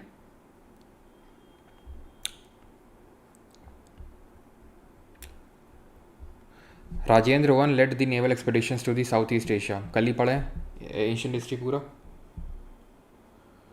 कल ही पूरा ये पूरा हम पढ़े हिस्ट्री। तो वहाँ पर हमने देखा था कि सीलोन पे कॉन्कर करना स्टार्ट किसने किया था, राजा वन ने स्टार्ट किया था, बट उसको कंप्लीट किसने किया था, हु कंप्लीटेड इट, तो it was completed by Rajendra the first, जिन्होंने पूरी तरह से सीलोन पे कब्जा किया। और यहाँ पे साउथ ईस्ट में, दैट इज श्रीविजयपुरम में, श्रीविजयपुरम अभी कहाँ की कैपिटल का नाम है, श्रीविजयपुरम, तो वो उसको कॉन्कर किया था, ठीक है, उसको कॉन्कर किया था पूरी तरह से। वहाँ पर जो शैलेंद्र डायनेस्टी थी उसको हराने का काम किया था राजेंद्र फर्स्ट ने। महिपाल को हराया था, गंगईकोंडा चोला का टाइटल लिया था, गंगईकोंडा चोलापुरम सिटी बनवाई थी, और बृहदेश्वर जो टेम्पल है गंगईकोंडा चोलापुरम में उसको बनवाया था। ये चीज़ आपको ध्यान रखना है। जहाँ हमने कल फोटो देखी थी, नंदी बाहर होता है ना, वो जो द्रविड़ शैली होते हैं उसमें। देन अगर बात करेंगे Chola administration and well developed village of self government system, बिल्कुल, तो वेल डेवलप्ड विलेज पूरा देखने को मिलता है सेल्फ गवर्नमेंट सिस्टम के साथ। एंड ये जो इनका जो था लोकलाइज्ड था सिस्टम, लोकलाइज्ड मतलब डिसेंट्रलाइज्ड गवर्नमेंट थी। जैसे कि हम गुप्ता के टाइम पे पढ़ते हैं, तो गुप्ता से भी ज़्यादा डिसेंट्रलाइज्ड इनका था। उर सभा हुआ करती थी, उर कॉमन लोगों की असेंबली होती थी, सभा लर्नेड लोगों की होती थी। और ये सब हमें पता कहाँ से चलता है, उत्तरा मेरूर इंस्क्रिप्शन है चिंगलेपुर डिस्ट्रिक्ट ऑफ तमिलनाडु में, वहाँ से पता चलता है। एंड लैंड डोनेशंस आप रिकॉल कर सकते हैं जो हमने कल पढ़े थे, वेटी कदमई को रिकॉल कर सकते हैं जो हमने कल पढ़े थे, और टेम्पल्स भी रिकॉल कर सकते हैं जो हमने कल पढ़े थे, ठीक है। Cholas issued only gold coin, सिर्फ गोल्ड कॉइन्स, गोल्ड के अलावा कोई एक और भी कोई कॉइन इशू कर दिया होगा, जो किया था, अपने आप गलत हो जाएगा। अब हर चीज़ हमें ऐसा नहीं कि जब पता नहीं होगी तब तक हम उसको अटेम्प्ट नहीं करेंगे, बट फिर भी थोड़ा दिमाग तो लगा ही सकते हैं ना कि गोल्ड के अलावा कुछ और भी इशू कर दिया होगा, या तो हमें पता है पूरी तरीके से कि नहीं यार गोल्ड ही इशू किया था, और नहीं पता है तो दिन थोड़ा सा आपको ये गैस इस तरह से लेना पड़ेगा 1 और 2, ये ओनली वाला गलत है, okay. Dengue virus is transmitted by the Aedes aegypti mosquito, yes. Malaria कौन ट्रांसमिट करता है, it is the female Anopheles mosquito. Aedes aegypti एक और बीमारी को ट्रांसमिट करता है, और डेंगी जरा बताएंगे, जो डेंगी वायरस है, ठीक है, ये कौन सा वायरस होता है, ये जो डेंगी वायरस होता है ये कौन सा वायरस होता है। Rabies is cause by DNA virus, no, rabies आर से आरएनए वायरस, आरएनए वायरस होता है, जो कि आता है आपका लिस्सा वायरस, लिस्सा वायरस, ठीक है। ये अगर बात करेंगे फ्लैवी वायरस होता है ये, ठीक है। क्या होता है ये? फ्लैवी वायरस होता है, ध्यान रखना, फ्लैवी वायरस। ये क्या होता है? लिस्सा वायरस। ये आरएनए, आरएनए वायरस का मतलब होता है जिसका जेनेटिक मटेरियल आरएनए का बना हो, इस तरह से होता है ना वायरस का structure. Plague is caused by bacterium. कौन सा बैक्टीरिया होता है? यर्सीनिया पेस्टिस, ठीक है। थोड़ा सा देख लो यहाँ पे, यर्सीनिया पेस्टिस होता है, ओके। तो तीसरा सही है, 1 और 3। आगे बढ़ते हैं। Eighth plan emphasized human development, employment generation and poverty alleviation. It coincided with the launch of economic liberalization reform. It was implemented। गलत है, क्यों? क्योंकि आप देखो भाई 1990 से लेकर 92 तक तो कुछ नहीं हुआ था, क्योंकि एनुअल प्लान हुआ था। क्यों? बैलेंस ऑफ पेमेंट क्राइसिस हो गई थी, तो इसलिए 1990 से 92 एनुअल प्लान चले थे। कोई 5 ईयर प्लान नहीं है, तो 3 को हटाओ, खत्म, ठीक है। सबसे आसान वाले को पकड़ो, उसको घेर लो उसको, ठीक है, बच के जाने ना दो उसको। विच द फॉलोइंग इज और are the applied forces in the mechanical weathering process. तो इनमें से कौन से अप्लाइड फोर्सेज हैं मैकेनिकल वेदरिंग प्रोसेस में? Gravitational expansion force due to water pressure. तो देखो वेदरिंग क्या होती है? वेदरिंग पहली बात तो is an in situ process, मतलब जहाँ पर चट्टान है वहीं पे टूट रही है। क्यों टूट रही है? अलग अलग रीज़न है। अब वो अलग अलग हो सकता है, जैसे मैकेनिकल, ठीक है ना, फिजिकल वेदरिंग हो जाएगी, केमिकल वेदरिंग हो जाएगी, और बायोलॉजिकल वेदरिंग हो जाएगी। बायोलॉजिकल में जैसे बायोलॉजिकल एजेंट होते हैं, जैसे रोडेंट वगैरह, जीव जंतु या फिर पेड़ पौधे, उनकी जड़ बढ़ रही है, टूट गया, कल समझाया था परसों के दिन पूरा सब। केमिकल में अलग अलग होता है, हाइड्रेशन होता है, सोल्यूशन होता है, ऑक्सीडेशन होता है, रिडक्शन होता है, ये सब डिफरेंट टाइप्स के केमिकल वेदरिंग होती है। फिजिकल वेदरिंग में एक टर्म मैंने आपको बताया था, एक्सफोलिएशन। जब बहुत ज़्यादा धूप वगैरह पड़ रही है, ठीक है, तो क्या हो रहा है? Continuation, unloading and expansion, unloading and expansion, unloading and expansion, ठीक है, ये हो रहा है, ठीक है। तो जिसकी वजह से ऊपर की लेयर निकल जाती है पूरी चट्टान रॉक की, और उसको हम एक्सफोलिएटेड रॉक बोल देते हैं। एक्सफोलिएशन डोम्स देखने को मिलते हैं, ठीक है। तो weathering is an in situ process and what and ये है कि भाई, और इरोजन में क्या होता है? इरोजन में चीज़ें ट्रांसपोर्ट होती हैं। तो वहाँ पर प्राइमरी फोर्स हमने क्या पढ़ा था? काइनेटिक एनर्जी पढ़ा था, यानी कि वहाँ पर या तो विंड आएगी, या तो वाटर आएगा, या ग्लेशियर आएगा, तो मूव करते हुए आएगा और उठा के ले जाएगा, ठीक है। तो ग्रेविटेशनल फोर्स होता है, एक्सपेंशन फोर्स होता है, force due to water pressure होता है। ऑप्शन नंबर डी 1, 2 और 3। 1948 की इंडस्ट्रियल पॉलिसी वॉज इंडिया की पहली formal statement on industrial development. अच्छा, it emphasized the importance of cottage and small scale industries। अच्छा, it mandated complete nationalization of all heavy industries। mandated, इसने mandatory कर दिया था, complete nationalization, पूरा nationalization, और सभी heavy industries का। देख रहे हो, तीन एक्सट्रीम कीवर्ड भरे पड़े हैं यहाँ पे, और ये स्टेटमेंट आपका हो जाएगा गलत, आंसर हो जाएगा 1 और 2 ओनली। तो हमेशा आपको क्या करना है कि अपना धैर्य नहीं खोना है, भड़बड़ा नहीं जाना है। पहला 2 स्टेटमेंट पड़ गए, यार हमें तो आ ही नहीं रहे, ठीक है। अपना काम मेंटेन करके रखो। और मैंने आपको आज सुबह वो मॉक अटैम्प्ट करने की स्ट्रैटेजी बताई थी। इन तरह के क्वेश्चंस को आपको सेकंड राउंड में अटैम्प्ट करना है। पहले में जो अभी आपको आ रहे हैं एकदम सटासट उनको मारते चले जाना। जैसे एग्जाम्पल के तौर पर अगर मैं बात करूँ तो जैसे ये आप मार दोगे, ठीक है, क्योंकि आप अच्छे से पढ़ चुके हो इसको, काफ़ी अच्छे से पढ़ चुके हो, तो बड़े आसानी से इसको आप मार दोगे, इसमें सच कोई दिक्कत। ये वाला छूट गया ना, अर्जेंटीना 2025 कोपा अमेरिका, सही है ये लियोनेल मेसी? नहीं, ये गलत हो जाएगा, ठीक है। कोपा कप के बाद लियोनेल मेसी ने अपना रिटायरमेंट अनाउंस नहीं किया, तो दूसरा वाला गलत हो जाएगा, बाकी तो ठीक है। तो ये वाला क्वेश्चन हो गया जैसे, ठीक है। लेजिस्लेटिव काउंसिल वाला क्वेश्चन हो गया जैसे। तो ये सारे क्वेश्चन क्या ना, आपको कीस्टोन स्पीशीज़ वाला भी कोई टफ नहीं। एनवायरनमेंट का मैं पूरा वो 1 शॉट अपलोड कर दूंगा, चिंता मत करो, ठीक है। और आज आप लोगों को जो अपॉइंटमेंट वाला सेक्शन है, अपॉइंटमेंट का करंट अफेयर का शॉट, वो मिल जाएगा, लगभग मिल जाएगा वो आपको। अभी कितना बज रहा है? ठीक है, 5 बजने का, तो वही मिल जाएगा आपको 7, साढ़े सात बजे के आसपास मिल जाएगा आपको, ठीक है, लेक्चर। तो वो कर लेना। बाकी एनवायरनमेंट का भी आपको मिल जाएगा लेक्चर, एनवायरनमेंट का आगे मिल जाएगा जब हमारा हिस्ट्री वाला कंपोनेंट खत्म हो जाएगा तब। Neutralisation reaction always produces, always, हमेशा, ऑलवेज क्या एक्सट्रीम कीवर्ड है? हमेशा एक न्यूट्रल सोल्यूशन प्रोड्यूस करता है। नहीं भाई, न्यूट्रलाइजेशन का मतलब क्या होता है? न्यूट्रलाइजेशन का मतलब होता है acid plus base give salt and water. हमने देखा था सॉल्ट ये एसिडिक हो सकता है, बेसिक हो सकता है, न्यूट्रल हो सकता है। एसिडिक तब होगा जब एसिड स्ट्रांग होगा, बेस वीक होगा। बेसिक तब होगा जब एसिड वीक होगा, बेस स्ट्रांग होगा। और न्यूट्रल तब होगा जब दोनों एसिड बेस स्ट्रांग होंगे या दोनों ही वीक होंगे, ठीक है। तो हमेशा न्यूट्रल सोल्यूशन तो नहीं आएगा, न्यूट्रल तब आएगा जब दोनों स्ट्रांग या दोनों वीक होंगे तब। तो पहला गलत, खत्म। pH of pure water decreases with an increase in temperature. And salts can be acidic, basic और न्यूट्रल, वही जो भी हम डिस्कस कर रहे थे वो डिपेंड करता है, ठीक है। ये हम पहले भी न्यूट्रलाइजेशन रिएक्शन उदासीकरण अभिक्रिया देख चुके हैं, जहाँ पर हमने देखा था कि इस रिएक्शन में कभी कभी CO2 भी निकल आती है ना, कभी कभी, लेकिन क्लियर है। यहाँ पर एक हमारा ख़त्म होता है, कितना क्या आया स्कोर वो बताओ, फिर जल्दी से हम मॉक 14 की ओर बढ़ते हैं।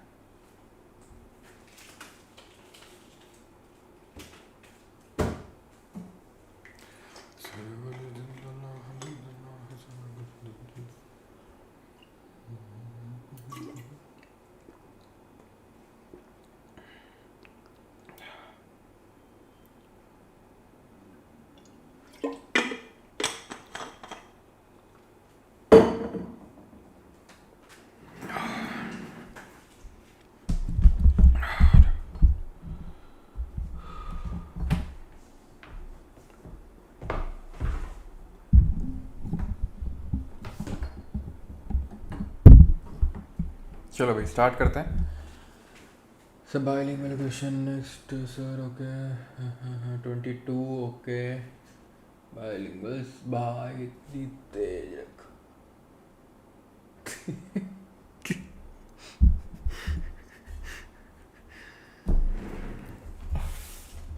तेज रखा था क्या? चलो भाई तो स्टार्ट करते हैं mock number 14, okay.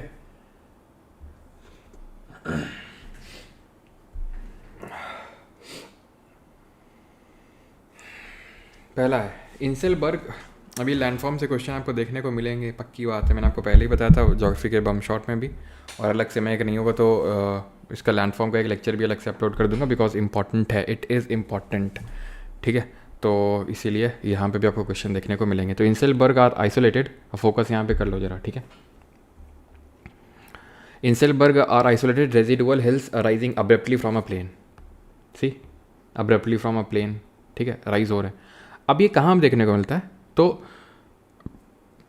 They are form primarily due to fluvial erosion and bornhardts are a type of inselberg found in the arid regions.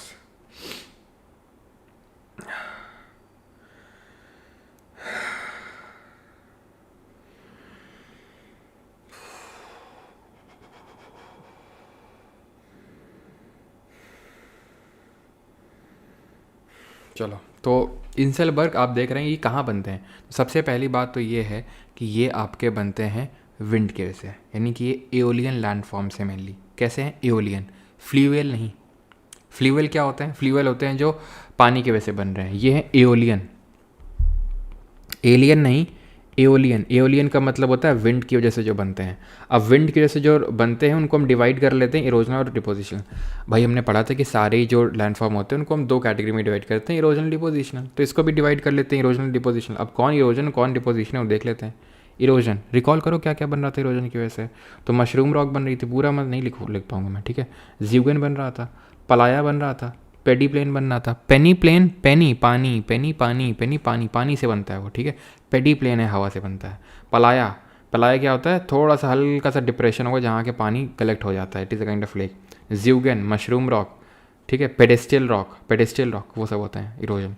Deposition में क्या आता है? लोएस, बरखन, एक सेकेंड को, बरखन, ठीक है, लोएस, बरखन, सीफ, लॉन्गिट्यूडनल जो होते हैं आपके वो लॉन्गिट्यूडनल बर्कन्स होते हैं, ठीक है, लॉन्गिट्यूडनल बनते हैं। पैराबॉलिक ड्यून्स होते हैं, लॉन्गिट्यूडनल ड्यून, पैराबॉलिक ड्यून, तो ड्यून जो होते हैं वो भी आपके डिपोजिशनल होंगे, ठीक है। Loess, barchan, dune, सीफ।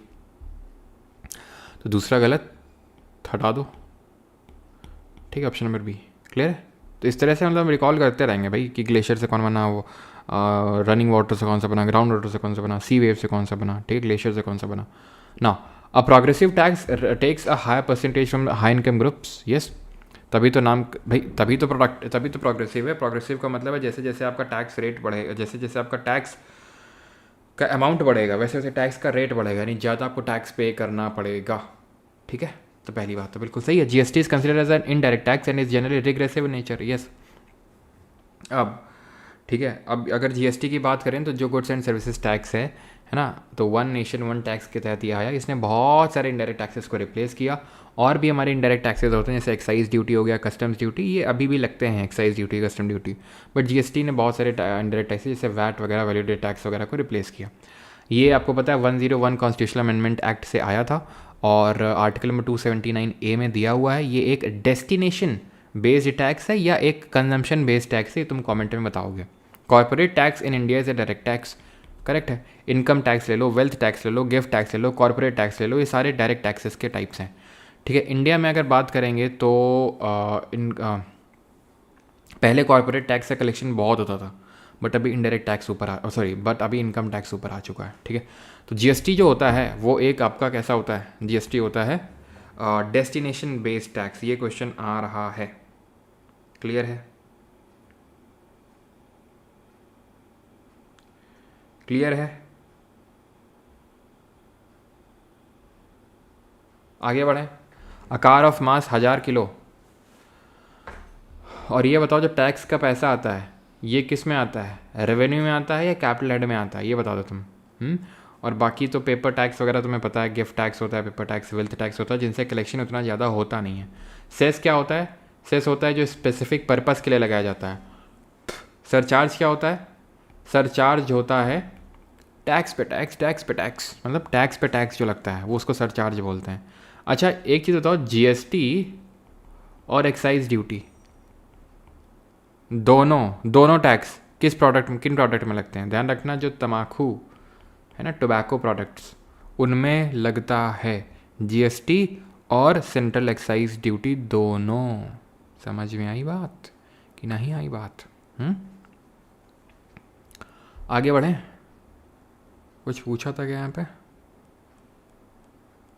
चलो, तो आकार ऑफ मास 1000 किलो है, एक्सेलरेट कर रही है 10 से 20 में, 5 सेकंड में। What is net force applied? तो अब ये क्या है, वो ये वही है पहले राउंड में करने वाले क्वेश्चन में से है, खड़ा कर इसको निपटाना है। F equals to m into a. M कितना है? 1000। ए कितना होता है? चेंज इन वेलोसिटी में 10 से 20 हुआ है, यानी final velocity minus initial velocity कितने टाइम में हुआ है, तो 1000 इंटू 10/5, 5 दूनी 10, 2000 न्यूटन, ऑप्शन नंबर है। तो ये तुरंत खत्म करना है। 1 न्यूटन में कितने डाइन होते हैं? 10⁻7 डाइन होते हैं, ये चीज़ ध्यान रखना। तो डाइन क्या है? एक सीजीएस यूनिट है, ये सीजीएस यूनिट है। न्यूटन क्या है? एक एसआई यूनिट है। ठीक है। अब ये देखो क्वेश्चन कर पाओगे कि नहीं कर पाओगे, कल जो पढ़ाए थे उसके बेसिस पे करो इसको। ऋग वैदिक पीरियड का मतलब क्या हुआ, तुम बताओ मुझे। ऋग वैदिक पीरियड का मतलब क्या हुआ, अर्ली वैदिक कि लेटर वैदिक?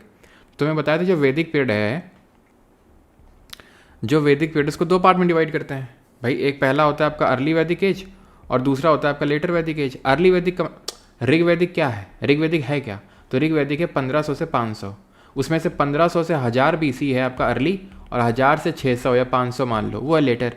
अब ऋग्वैदिक मतलब अर्ली वैदिक क्यों? क्योंकि ऋग्वेद अर्ली वैदिक, यानी कि 1000 से लेके 1500 से लेके 1000 के बीच बना था। तो जब भी ऋग्वैदिक लिखे मतलब अर्ली वैदिक एज की बात कर रहा है। सभा समिति और इंपॉर्टेंट असेंबलीज थे, बिल्कुल। सभा भी था, समिति भी था, विदट भी था। विदट चला गया था लेटर वैदिक में। विदट क्या था? रिलीजियस असेंबली था। सभा क्या था? लर्नेड ब्राह्मण्स की असेंबली थी। और समिति कॉमन लोगों की थी, जिसमें विमेन पार्टिसिपेशन था या नहीं था।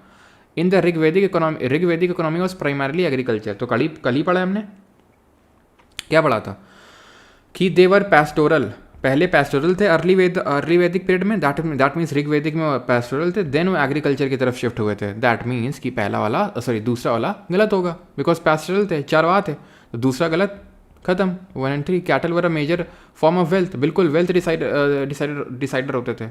वॉर होते थे, गविष्ठी बोलते थे वॉर को। काऊ को अघन्य कंसिडर किया जाता था, मतलब नॉट टू बी किल्ड। ठीक है। और जो वेल्दी पर्सन होता था उसको गोमत बोलते थे, गोमत, जिसके पास बहुत गाय होती थी। ठीक है। जहाँ पे जिसकी गाय बनती थी सेम जगह पे उसको गोत्र बोलते हैं। जैसे आप बोलते हैं ना आज भी कि सेम गोत्र में विवाह नहीं करना चाहिए, मतलब सेम गोत्र पे विवाह क्यों नहीं करना चाहिए? क्योंकि अगर सेम गोत्र है मतलब हमारी और तुम्हारी गाय एक ही जगह पे कभी बनती थी, मतलब हम भाई बहन हुए, तो ये मतलब होता है। ठीक है, इसलिए विवाह नहीं किया जाता है। तो 1 and 3 ठीक है भैया कि नहीं? ठीक है। तो अर्ली वैदिक में, ऋग्वैदिक में सभा समिति में विमेंस की पार्टिसिपेशन अलाउड थी, क्योंकि विमेन की कंडीशन खराब हुई लेटर वैदिक एज में। और लेटर वैदिक एज में कि स्टार्टिंग में आपको पता होना चाहिए आयास मतलब मेटल, श्याम आयास मतलब ब्लैक मेटल, मतलब आयरन की डिस्कवरी होती है लेटर वाले में, तभी एग्रीकल्चर फ्लरिश करता है। वर्ण सिस्टम जो पहले फ्लेक्सिबल होता है, जो हेरिडेटरी नहीं था, वो बाद में जाके हेरिडेटरी बन गया लेटर वैदिक एज में, ये भी आपको पता होना चाहिए। Now consider the following statement about the national semiconductor policy 2025। तो सेमीकंडक्टर पॉलिसी के बारे में, it provides incentives for setting up fabrication plants. अब भाई देखो सिंपल सा है ये, कोई डेटा कोई फैक्ट नहीं है, बड़ा एफर्मेटिव टाइप है, तो अगर मुझे पंट लेना है तो भाई मैं तो सही मानूंगा इसको, ठीक है। अगर मुझे इस क्वेश्चन पे है कि नहीं पे मैं तो अटैम्प्ट करूंगा, मैं मास्टर गोगो की तरह हूँ, आया हूँ तो अटैम्प्ट करके तो जाऊँगा। It allows 100% FDI in semiconductor manufacturing under automatic route. Data है, गलत हो सकता है, ठीक है। It is implemented by ministry of heavy industries, तो मिनिस्ट्री ऑफ हैवी इंडस्ट्रीज़ ये भी क्या है, फैक्ट है, ये गलत हो सकता है। डेटा फैक्ट गलत होने के चांसेस होते हैं, थोड़ा सा हमें अलर्ट हो जाना। जैसे अगर मैं यहाँ पर बात करूँ तो माइटी का मतलब है मिनिस्ट्री ऑफ इलेक्ट्रॉनिक्स एंड जो इन्फॉर्मेशन टेक्नोलॉजी है, ठीक है, टेक्नोलॉजी वाली, तो वो उसके अंडर में आती है। तीसरा गलत, और अगर तीसरा गलत है, ठीक है, तो पहला तो सही है और दूसरा भी सही होगा, ठीक है। 100% एफडीआई अलाउड है यहाँ पे। और एफडीआई आपको पता है ना, जैसे अभी मैंने पूछा था टैक्स का पैसा कहाँ आता है, तो टैक्स का पैसा करंट अकाउंट में आता है। इसी तरह हम बैलेंस ऑफ पेमेंट पढ़ते हैं, क्या पढ़ते हैं, बैलेंस ऑफ पेमेंट पढ़ते हैं। और बैलेंस ऑफ पेमेंट पे हम एक पढ़ते हैं करंट अकाउंट और एक पढ़ते हैं कैपिटल अकाउंट। अब कैपिटल अकाउंट में आता है FDI, FPI, foreign direct investment, foreign portfolio investment. Current account में क्या आता है, करंट अकाउंट में आता है trade in visible and invisible. Visible मतलब गुड, इनविजिबल मतलब सर्विसेज, ठीक है, सामान, और इसमें सेवाएं। आगे बढ़ते हैं। Question number 6 is the president of India can dissolve the Lok Sabha on the advice of council of minister. राष्ट्रपति काउंसिल ऑफ मिनिस्टर मंत्री परिषद की सलाह से भंग कर सकता है, डिसॉल्व कर सकता है लोकसभा। अब हमें पता है कि डिसॉल्व कौन होती है, लोकसभा ही होती है, राज्यसभा तो हो नहीं सकती, क्योंकि राज्यसभा तो एक परमानेंट हाउस है। बात तो बिल्कुल सही है, पहला वाला सही है। ध्यान ये रखना कि काउंसिल ऑफ मिनिस्टर की एडवाइस पे ही काम करता है प्रेसिडेंट। 42nd अमेंडमेंट ने बाइंडिंग किया था उसको, 44th अमेंडमेंट ने बोला था कि एक बार लौटा सकते हो, ठीक है, ये बोला था। लेकिन कभी कभी ऐसा होता है, जैसे मान लो कि आर्टिकल नंबर 75 के किस क्लॉज में लिखा हुआ है कि council of minister collectively responsible है लोकसभा के लिए, बताओ जल्दी से। मतलब इसका ये हुआ कि नो कॉन्फिडेंस मोशन, अविश्वास प्रस्ताव पारित किया जा सकता है। अब अगर नो कॉन्फिडेंस मोशन पास हो गया, मान लो राहुल गांधी कल को नो कॉन्फिडेंस मोशन लाते हैं और लोकसभा में पास हो गया, सरकार बहुमत नहीं, सरकार को रिजाइन करना पड़ेगा। अब प्रेसिडेंट वेट नहीं करेंगे कि काउंसिल ऑफ मिनिस्टर जब तक बताएंगे नहीं, तो अब करना पड़ेगा। अब काउंसिल ऑफ मिनिस्टर की एडवाइस ज़रूरी नहीं, अब वो अपने डिस्क्रिशन पे भी काम कर सकते हैं। समझ आई बात आपको, समझ में आई। लेकिन जनरली वो advice of council of minister पे काम करते हैं। अच्छा, तो कहना क्या चाह रहे हो सर, हम समझ नहीं पा रहे हैं। लपेट दिया आपने और हम लपेट गए, लेकिन हम फंस गए उसमें। देखो हमारे कहने का मतलब ये है कि डिसॉल्व जो है दो तरीके से हो सकती है। एक तो नेचुरल डिसोल्यूशन होता है, नेचुरल का मतलब है कि 5 साल पूरे हो गए, ठीक है, तो काउंसिल ऑफ मिनिस्टर बोलेगा प्रेसिडेंट को अब कर दो तुम डिसॉल्व, ठीक है। और दूसरा होता है अननेचुरल का मतलब वही नो कॉन्फिडेंस मोशन, समझ में आई बात। तो अननेचुरल में ज़रूरी नहीं होता वहाँ पे। तो पहला स्टेटमेंट सही है, president exercises all powers in his personal discretion. No, president कुछ अपने आप से नहीं करता है, कुछ भी अपने आप से नहीं करता है पर्सनल डिस्क्रिशन पे। सर अभी तो बताया करता है। पहली बात तो वो एक रेयर इंस्टेंस होता है, बहुत ही रेयर केस होते हैं, इक्का दुक्का। और दूसरी बात, कॉन्स्टिट्यूशन में कहीं भी ऐसा एक सिंगल इंस्टेंस भी नहीं लिखा हुआ है कि प्रेसिडेंट अपने यहाँ डिस्क्रिशन पे काम कर सकता है। Not even a single instance constitution में लिखा हुआ है। हमेशा वो काउंसिल ऑफ मिनिस्टर की एडवाइस पे काम करता है। इवन जब वो मेंबर ऑफ पार्लियामेंट का डिस्क्वालिफिकेशन भी डिसाइड करता है, अंडर विच आर्टिकल, कमेंट में बताओ, तो भी वो इलेक्शन कमीशन ऑफ इंडिया की एडवाइस लेता है। जब मैंने पिछला क्वेश्चन पूछा था कि council of minister collectively responsible है लोकसभा को, आर्टिकल नंबर 75 क्लॉज 3 में, और क्लॉज 2 में क्या है, इनकी काउंसिल ऑफ मिनिस्टर की individual responsibility towards the president. सारे क्लॉज पता होनी चाहिए 75 के।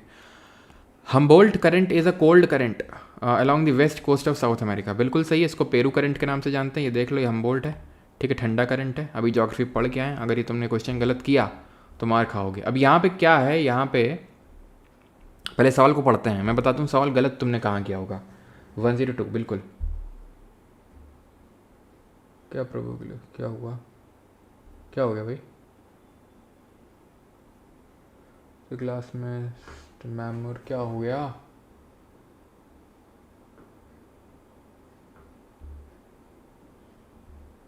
क्या हो गया भाई। चलो, तो the Humboldt current is a cold current along the west coast of South America, ठीक है। तो वेस्ट कोस्ट यहाँ पर आप देख सकते हो, पेरू करंट है, Humboldt current. Kuroshio is a warm current in the Pacific, ये भी सही है। अब देखो क्यूरोशियो ओयोशियो दोनों ही पैसिफिक में, ओयोशियो ऊपर से है, क्यूरोशियो नीचे से है, ये गर्म है, ये ठंडा है, दोनों मिलेंगे कहाँ, off the coast of east coast of Japan. और जहाँ दोनों वार्म और कोल्ड करंट मिलते हैं वहाँ फॉगी कंडीशंस होती हैं, वर्स्ट फॉर हार्बरिंग होती हैं, बेस्ट फॉर फिशिंग होती हैं। ओके ओके, अब ये आसान क्वेश्चन है। आसान तब तक है जब तक आप अपना फोकस ना खोएं, जब तक आप अपना अटेंशन को इधर उधर ना होने दें। अब Agulhas current flows northward along the east coast of Africa. Agulhas है बिल्कुल ईस्ट कोस्ट अफ्रीका में है, लेकिन क्या ये नॉर्थवर्ड आ रहा है? नहीं, साउथवर्ड जा रहा है। तो ये काफ़ी इंपॉर्टेंट हो जाता है कि आप अपना फोकस बना के रखें, नहीं तो ऐसे ही गलत हो जाएगा। तो काफ़ी लोगों ने आई थिंक मेरे हिसाब से सी मारा होगा यहाँ पे, बट आंसर होगा यहाँ पर ऑप्शन नंबर ए 1 और 2 ओनली। समझ आई बात? अब ये मत सोचना कि मैं पढ़ाने आ रहा हूँ फिर से वही ये बम शॉट जो अभी 7.5 घंटे क्लास लिए थे परसों, किस ले लिए थे वो हैं? नहीं, किस ले लिए थे वो? Census act 1948 makes it mandatory for citizens to answer census question truthfully. Yes, सही है, ठीक है। अब यस मैंने तो बड़ा आसानी से बोल दिया, लेकिन मुझे पता है किसने सेंसस एक्ट 1948 पढ़ा है, तो डिफ़िकल्ट है ये, ठीक है, डिफ़िकल्ट है आंसर करना। Census data cannot be use as evidence in any court, ये भी सही है वैसे तो। एंड 2021 का सेंसस पहला डिजिटल होगा, तो यानी तीनों सही हैं। बाकी सेंसस 2011 का डेटा आप रिकॉल करो, फैक्ट्स रिकॉल करो, जो भी सारी चीज़ें पढ़ी थी हमने, ठीक है। इसको मैं डिस्कस करने वाला हूँ नहीं, ठीक है, क्योंकि मल्टीपल टाइम CRR SLR सब कुछ डिस्कस हो चुका है, कैसे लिक्विडिटी इंक्रीज़ करती है डिक्रीज़ करती है। इसको तुम अभी गलत किए हो तो तुम पढ़ाई लिखाई छोड़ दो मेरे हिसाब से फिर तो, ठीक है। इतनी बार किए कि उसका कोई हद नहीं है। और फिर जब मैं ये बोल चुका हूँ कि इकोनॉमिक्स से तो क्वेश्चन भर भर के आ रहे हैं, तो इकोनॉमिक्स को तुम एकदम रट डालो, जो बम शॉट ले इकोनॉमिक्स का। अलाउद्दीन खिलजी इंट्रोड्यूस दाग एंड चेहरा, तो पहला वाला सही है। दाग और चेहरा जो है अलाउद्दीन ने इंट्रोड्यूस किया था कि नहीं किया था बताओ?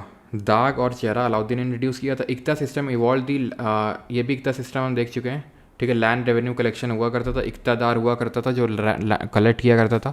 मुक्ति या वाली भी बोलते थे इसको। हेरिडिटरी किसने बनाया था और इसको ख़त्म किसने किया था, यह बताइए कमेंट में। बलबन ने मार्केट कंट्रोल मेजर्स इंट्रोड्यूस किए थे, गलत बात है, because it was not Balban, it was Khilji जिसने मार्केट रिफॉर्म्स इंट्रोड्यूस किए थे। 3 तरह की मार्केट्स लाया था, सराय आदिल कपड़ा की मार्केट, ग्रेन मार्केट जिसको सहनाई मंडी पॉइंट करके रखा था उसको देखने के लिए, स्लेव्स के लिए मार्केट थी, तो अलाउद्दीन खिलजी ने करी थी। तो आंसर ऑप्शन नंबर A 1 और 2 लेगा। बलबन क्या है? बनबल आपका ज़िल्ला ही है। बलबन क्या है? सजिदा पैबा शुरू किया। बलबन ने चहलगानी ख़त्म किया जो इल्तुतमिश ने शुरू किया, ठीक है। बलबन ने और क्या किया? बलबन ने जो है दीवाने कोई, दैट इज़ एग्रीकल्चर डिपार्टमेंट को इस्टेब्लिश किया। और बलबन ने policy of blood and iron को इंट्रोड्यूस किया। इक्ता इल्तुतमिश लेके आया था और इसको हेरिडिटरी फिरोज शाह तुगलक ने बनाया, और ख़त्म किसने किया था? अलाउद्दीन खिलजी ने किया था। करवा देते नहीं तुम गुस्सा हो जाओगे। CRR is the portion of deposit bank must keep with RBI, बिल्कुल सही, कैश रखना होता है। ये खुद के पास एज गवर्नमेंट सिक्योरिटी कैश या गोल्ड के फॉर्म में रखना होता है। CRR इंक्रीज़ करोगे तो लोगों को बैंक रेट इंक्रीज़ हो जाएंगे। CRR इंक्रीज़ करोगे तो बैंक रेट इंक्रीज़ हो जाएंगे, लोन लेना थोड़ा सा महंगा हो जाएगा, तो लिक्विडिटी इंक्रीज़ नहीं डिक्रीज़ कर जाएगी, because increasing CRR SLR bank rate repo rate reverse repo rate, it is all the example of contractionary monetary policy, not the expansionary monetary policy. और कॉन्ट्रैक्शनरी में लिक्विडिटी डिक्रीज़ करती है, okay. अशर्सन reason पे आते हैं। India standard meridian 82.5 degree एकदम, ये है बच्चे वाले क्वेश्चन एकदम, ठीक है। इनको फर्स्ट राउंड में करना एकदम खट खट खट खट खट खट। इनसे क्या आएगा? इनसे तुम्हें कॉन्फिडेंस मिलेगा। थोड़ा फास्ट करो। क्या भैया, क्या बुलेट की स्पीड पे चले जाएं? इससे तेज मैं नहीं बोल सकता हूँ भाई, ठीक है। इससे तेज मेरी हिम्मत नहीं है, ठीक है, कि इससे तेज मैं करवा सकूँ। मतलब यहाँ पे आए बस थोड़ा तेज करो सर। अच्छा बस लिख दिए हैं, और सामने ही बैठे होते अभी कूद के मारते बता रहे तो तुमने कमेंटबाजी करी अभी हैं। इंडिया स्टैंडर्ड मेरिडियन, एक तो हम यहाँ पे क्यों कर रहे हैं इतनी मेहनत है तुम्हारे लिए? तो पहले मॉक टेस्ट प्रिपेयर करें। अब कहीं आप देख लेना इस तरह का मॉक टेस्ट हो, थंबनेल पे लिखने से नहीं हो जाता है। नए पैटर्न पर आधारित मॉक टेस्ट, पैटर्न दिख भी रहा है क्वेश्चन में, ठीक है। ऐसा नहीं कि मैं सिंगल लाइन क्वेश्चन ला रहा हूँ और थंबनेल पे लिखा है नए पैटर्न पर आधारित क्वेश्चन है। वो क्वेश्चन हैं भी उस लेवल के, और ऐसा नहीं बन जाते हैं क्वेश्चन, ठीक है। उनको अपलोड करना सर एप्लीकेशन पे, PDF प्रोवाइड करना, लेक्चर लेना क्यों ले रहा हूँ? सो दैट कि किस तरह से अटैम्प्ट करना है वो सिखा सकूँ, जो एक्स्ट्रा फैक्ट है 2-3 इधर उधर की वो रिवाइज़ करवा सकूँ। नहीं मुझे शौक पड़ा है। सर्वाइकल स्पॉन्डिलाइटिस हो रखा है, पूरी गर्दन एकदम स्ट्रेट हो रखी है, पर बैक ऐसी तैसी हो रखी है। फीवर से भी 2-3 दिन तुरंत रिकवर करते ही, ठीक है, 7-7 घंटे की क्लास ली है, तो तुम्हारे लिए ले रहा हूँ, ठीक है। तुम्हारे लिए रो रहा हूँ मैं, तुम्हारे फ्यूचर के लिए रो रहा हूँ मैं, ठीक है, तुम्हारे बच्चों के लिए भी, क्योंकि तुम अगर आज तुम्हारा भविष्य संवारूंगा मैं, तो तुम्हारे बच्चों का भविष्य भी तो सुधरेगा, नहीं सुधरेगा बताओ। तो इनडायरेक्टली मैं तुम्हारे बच्चों के लिए भी तो रो रहा हूँ, नहीं रो रहा हूँ। It passes through the city of Allahabad only, तो ये सिर्फ इलाहाबाद नहीं, सिर्फ इलाहाबाद से ही जाता है, ये तो गलत हुआ ना। ये बात तो बिल्कुल गलत हुई, तो A is true and R is false. चलो 12th पे आओ, करो question.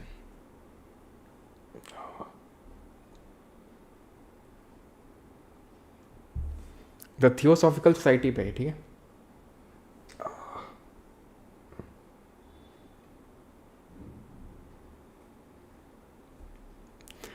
Theosophical society of in India was led by any बेसन, तो एनी बेसन ने इसको लेड किया था। थियोसॉफिकल सोसाइटी की अगर बात करेंगे 1875 1875 बनी थी। किसने बनाई थी?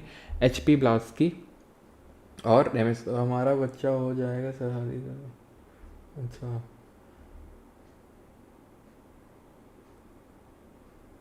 चलो तो 1875 में थियोसॉफिकल सोसाइटी ऑफ इंडिया बनी थी, और ये कहाँ पर बनी थी? ध्यान रखना, ये इंडिया में नहीं बनी थी, ये बनी थी आपकी न्यूयॉर्क में। किसने बनाई थी? सैन फ्रांसिस्को में कौन सी एक पार्टी बनी थी अगर आप बता सको? HP ब्लावत्स्की और MS ऑलकॉट ने, ठीक है। HP ब्लावत्स्की और MS ऑलकॉट ने थियोसॉफिकल सोसाइटी बनाई थी, जिसको बाद में 1882 में, ठीक है, 1882 में अड्यार मद्रास में शिफ्ट किया गया था उसका हेडक्वार्टर। तो पहला वाला सही होगा, क्योंकि उसके बाद जब अड्यार मद्रास में आया था इसका हेडक्वार्टर, तो एनी बेसन की उसकी लीडरशिप अज्यूम कर ली थी। It promoted revival of ancient Indian religions and philosophies, बिल्कुल ये एक रिवाइवलिस्ट था, मतलब कि जो एंशियंट हमारी चीज़ें चली आ रही थी उनको रिवाइव करना था। इट वॉज हेड क्वार्टर्ड इन मद्रास, बिल्कुल 1882 में इसका हेड क्वार्टर अड्यार मद्रास में शिफ्ट हो गया, तो तीनों सही हैं, ठीक है। HP ब्लावत्स्की और MS ऑलकॉट नाम याद रखिएगा। और सैन फ्रांसिस्को में गदर पार्टी बनी थी 1913 1913 में। Prime minister is appointed by president, yes we all know, article number 75 clause 2, ठीक है। गलत, फर्स्ट याद है आपको? फर्स्ट में था कि the prime minister shall be appointed by the president and other minister shall be appointed by president but on the advice of prime minister, okay. Prime minister क्या होता है? डिफैक्टो हेड होता है, रियल हेड होता है, ठीक है, real power होती है इसके पास, he is the head of the government. लेकिन president head of the country होता है, नॉमिनल हेड होता है, टाइटलर हेड होता है, नाम का हेड होता है वो, ठीक है। और ज्यूरे हेड होता है। प्राइम मिनिस्टर की अगर बात करेंगे तो ये एक इसको हम लिंचपिन ऑफ गवर्नमेंट के नाम से भी जानते हैं, जो कि नेहरू जी ने स्टेटमेंट दी थी। The council of minister holds office during the pleasure of president, बिल्कुल गलत बात है, सही बात है भैया। याद करो, article number 75 clause 2, president's pleasure is bound by the confidence of Lok Sabha. Yes, ऐसा नहीं कि प्रेसिडेंट को लग रहा इधर आ जरा, ये लड़के इधर ना, प्लेजर नहीं दे रहा, हमने सुना आजकल तो उनका, निकला यहाँ से, ऐसा नहीं होगा, ठीक है। लोकसभा जब तक लोकसभा में कॉन्फिडेंस है, बहुमत है, ऐसा नहीं कि प्रेसिडेंट का जब मन आया प्लेजर से हटा दिया, मतलब कि उसका प्लेजर बाउंडेड है लोकसभा के कॉन्फिडेंस से, मतलब सही है ये, ठीक है। तो तीनों सही है, option number C 1 2 3। If a person's far point is 2 metre, what is the focal length of the lens required to correct the defect? What is far point? Far point is that point जहाँ तक आप clear देख सकते हो, उसके beyond आप clear नहीं देख सकते, मतलब आप सिर्फ 2 मीटर तक क्लियर देख पा रहे हैं, मतलब आपके दूर की नज़र कमज़ोर हो चुकी है। दूर की नज़र कमज़ोर है मतलब आपको मायोपिया है। अब मायोपिया है तो आपको कैसा लेंस यूज़ करना पड़ेगा? कॉनकेव, है ना, ऑपोजिट नेचर का, बिकॉज हमारा जो आई का लेंस होता है वो कन्वर्जिंग होता है, मोटा हो चुका है वो, फोकल लेंथ ज़्यादा बढ़ चुकी, तो वो जो है रेटिना के पहले ही फोकस मार दे रहा है, तो थोड़ा सा डाइवर्जिंग नेचर का रखना होगा, मतलब कि कॉनकेव रखना होगा। कॉनकेव कुछ इस तरह का होता है, बीच में पतला, साइड में मोटा। तो कॉनकेव चाहे लेंस हो चाहे मिरर हो, कॉनकेव चाहे लेंस हो चाहे मिरर हो, दोनों का फोकल लेंथ नेगेटिव होता है, तो पॉजिटिव वाला तो होगा नहीं, ठीक है। पावर ऑफ लेंस क्या होती है? 1/4 फोकल लेंथ होता है। यूनिट क्या होती है? डायोप्टर होता है इसका यूनिट, ठीक है। तो ये चीज़ ध्यान रखना है ना। सेल है। और यार मैंने साइंस के रिगार्डिंग आपको बताया है कि साइंस का मैं बम शॉट नहीं कराने वाला हूँ, क्योंकि पहले से इतना कंटेंट अपलोडेड है, क्योंकि कुछ नया आ ही नहीं रहा है अभी तो साइंस में, और उतना ज़्यादा वेटेज नहीं है, बहुत ज़्यादा नहीं आ रहा है बेसिक से, जैसे सेल वगैरह से क्वेश्चन आ रहा है, तो उसके लिए आपने अगर 3 पॉइंट से पढ़ा है तो उसके वही रिवाइज़ कर लेना। FRB से पढ़ा है उसको रिवाइज़ कर लेना। किसी ने कुछ भी नहीं पढ़ा है यहाँ पे, ठीक है, एक लेक्चर में सब कुछ करना है, तो 1 शॉट कम से कम 2-3 तो पढ़े ही होंगे, हर एक बायो का, फिजिक्स का, केमिस्ट्री का, देख लेना, उनमें से किसी एक को पकड़ के देख लेना, क्वेश्चन बन जाएगा, और उसी टाइम में हम यूज़ करके कुछ और चीज़ें कर लेंगे, ज़्यादा बेटर रहेगा, है ना। सर गुस्सा हो गए तो ट्रैक्टर का काफिला निकल जाएगा, वो सच।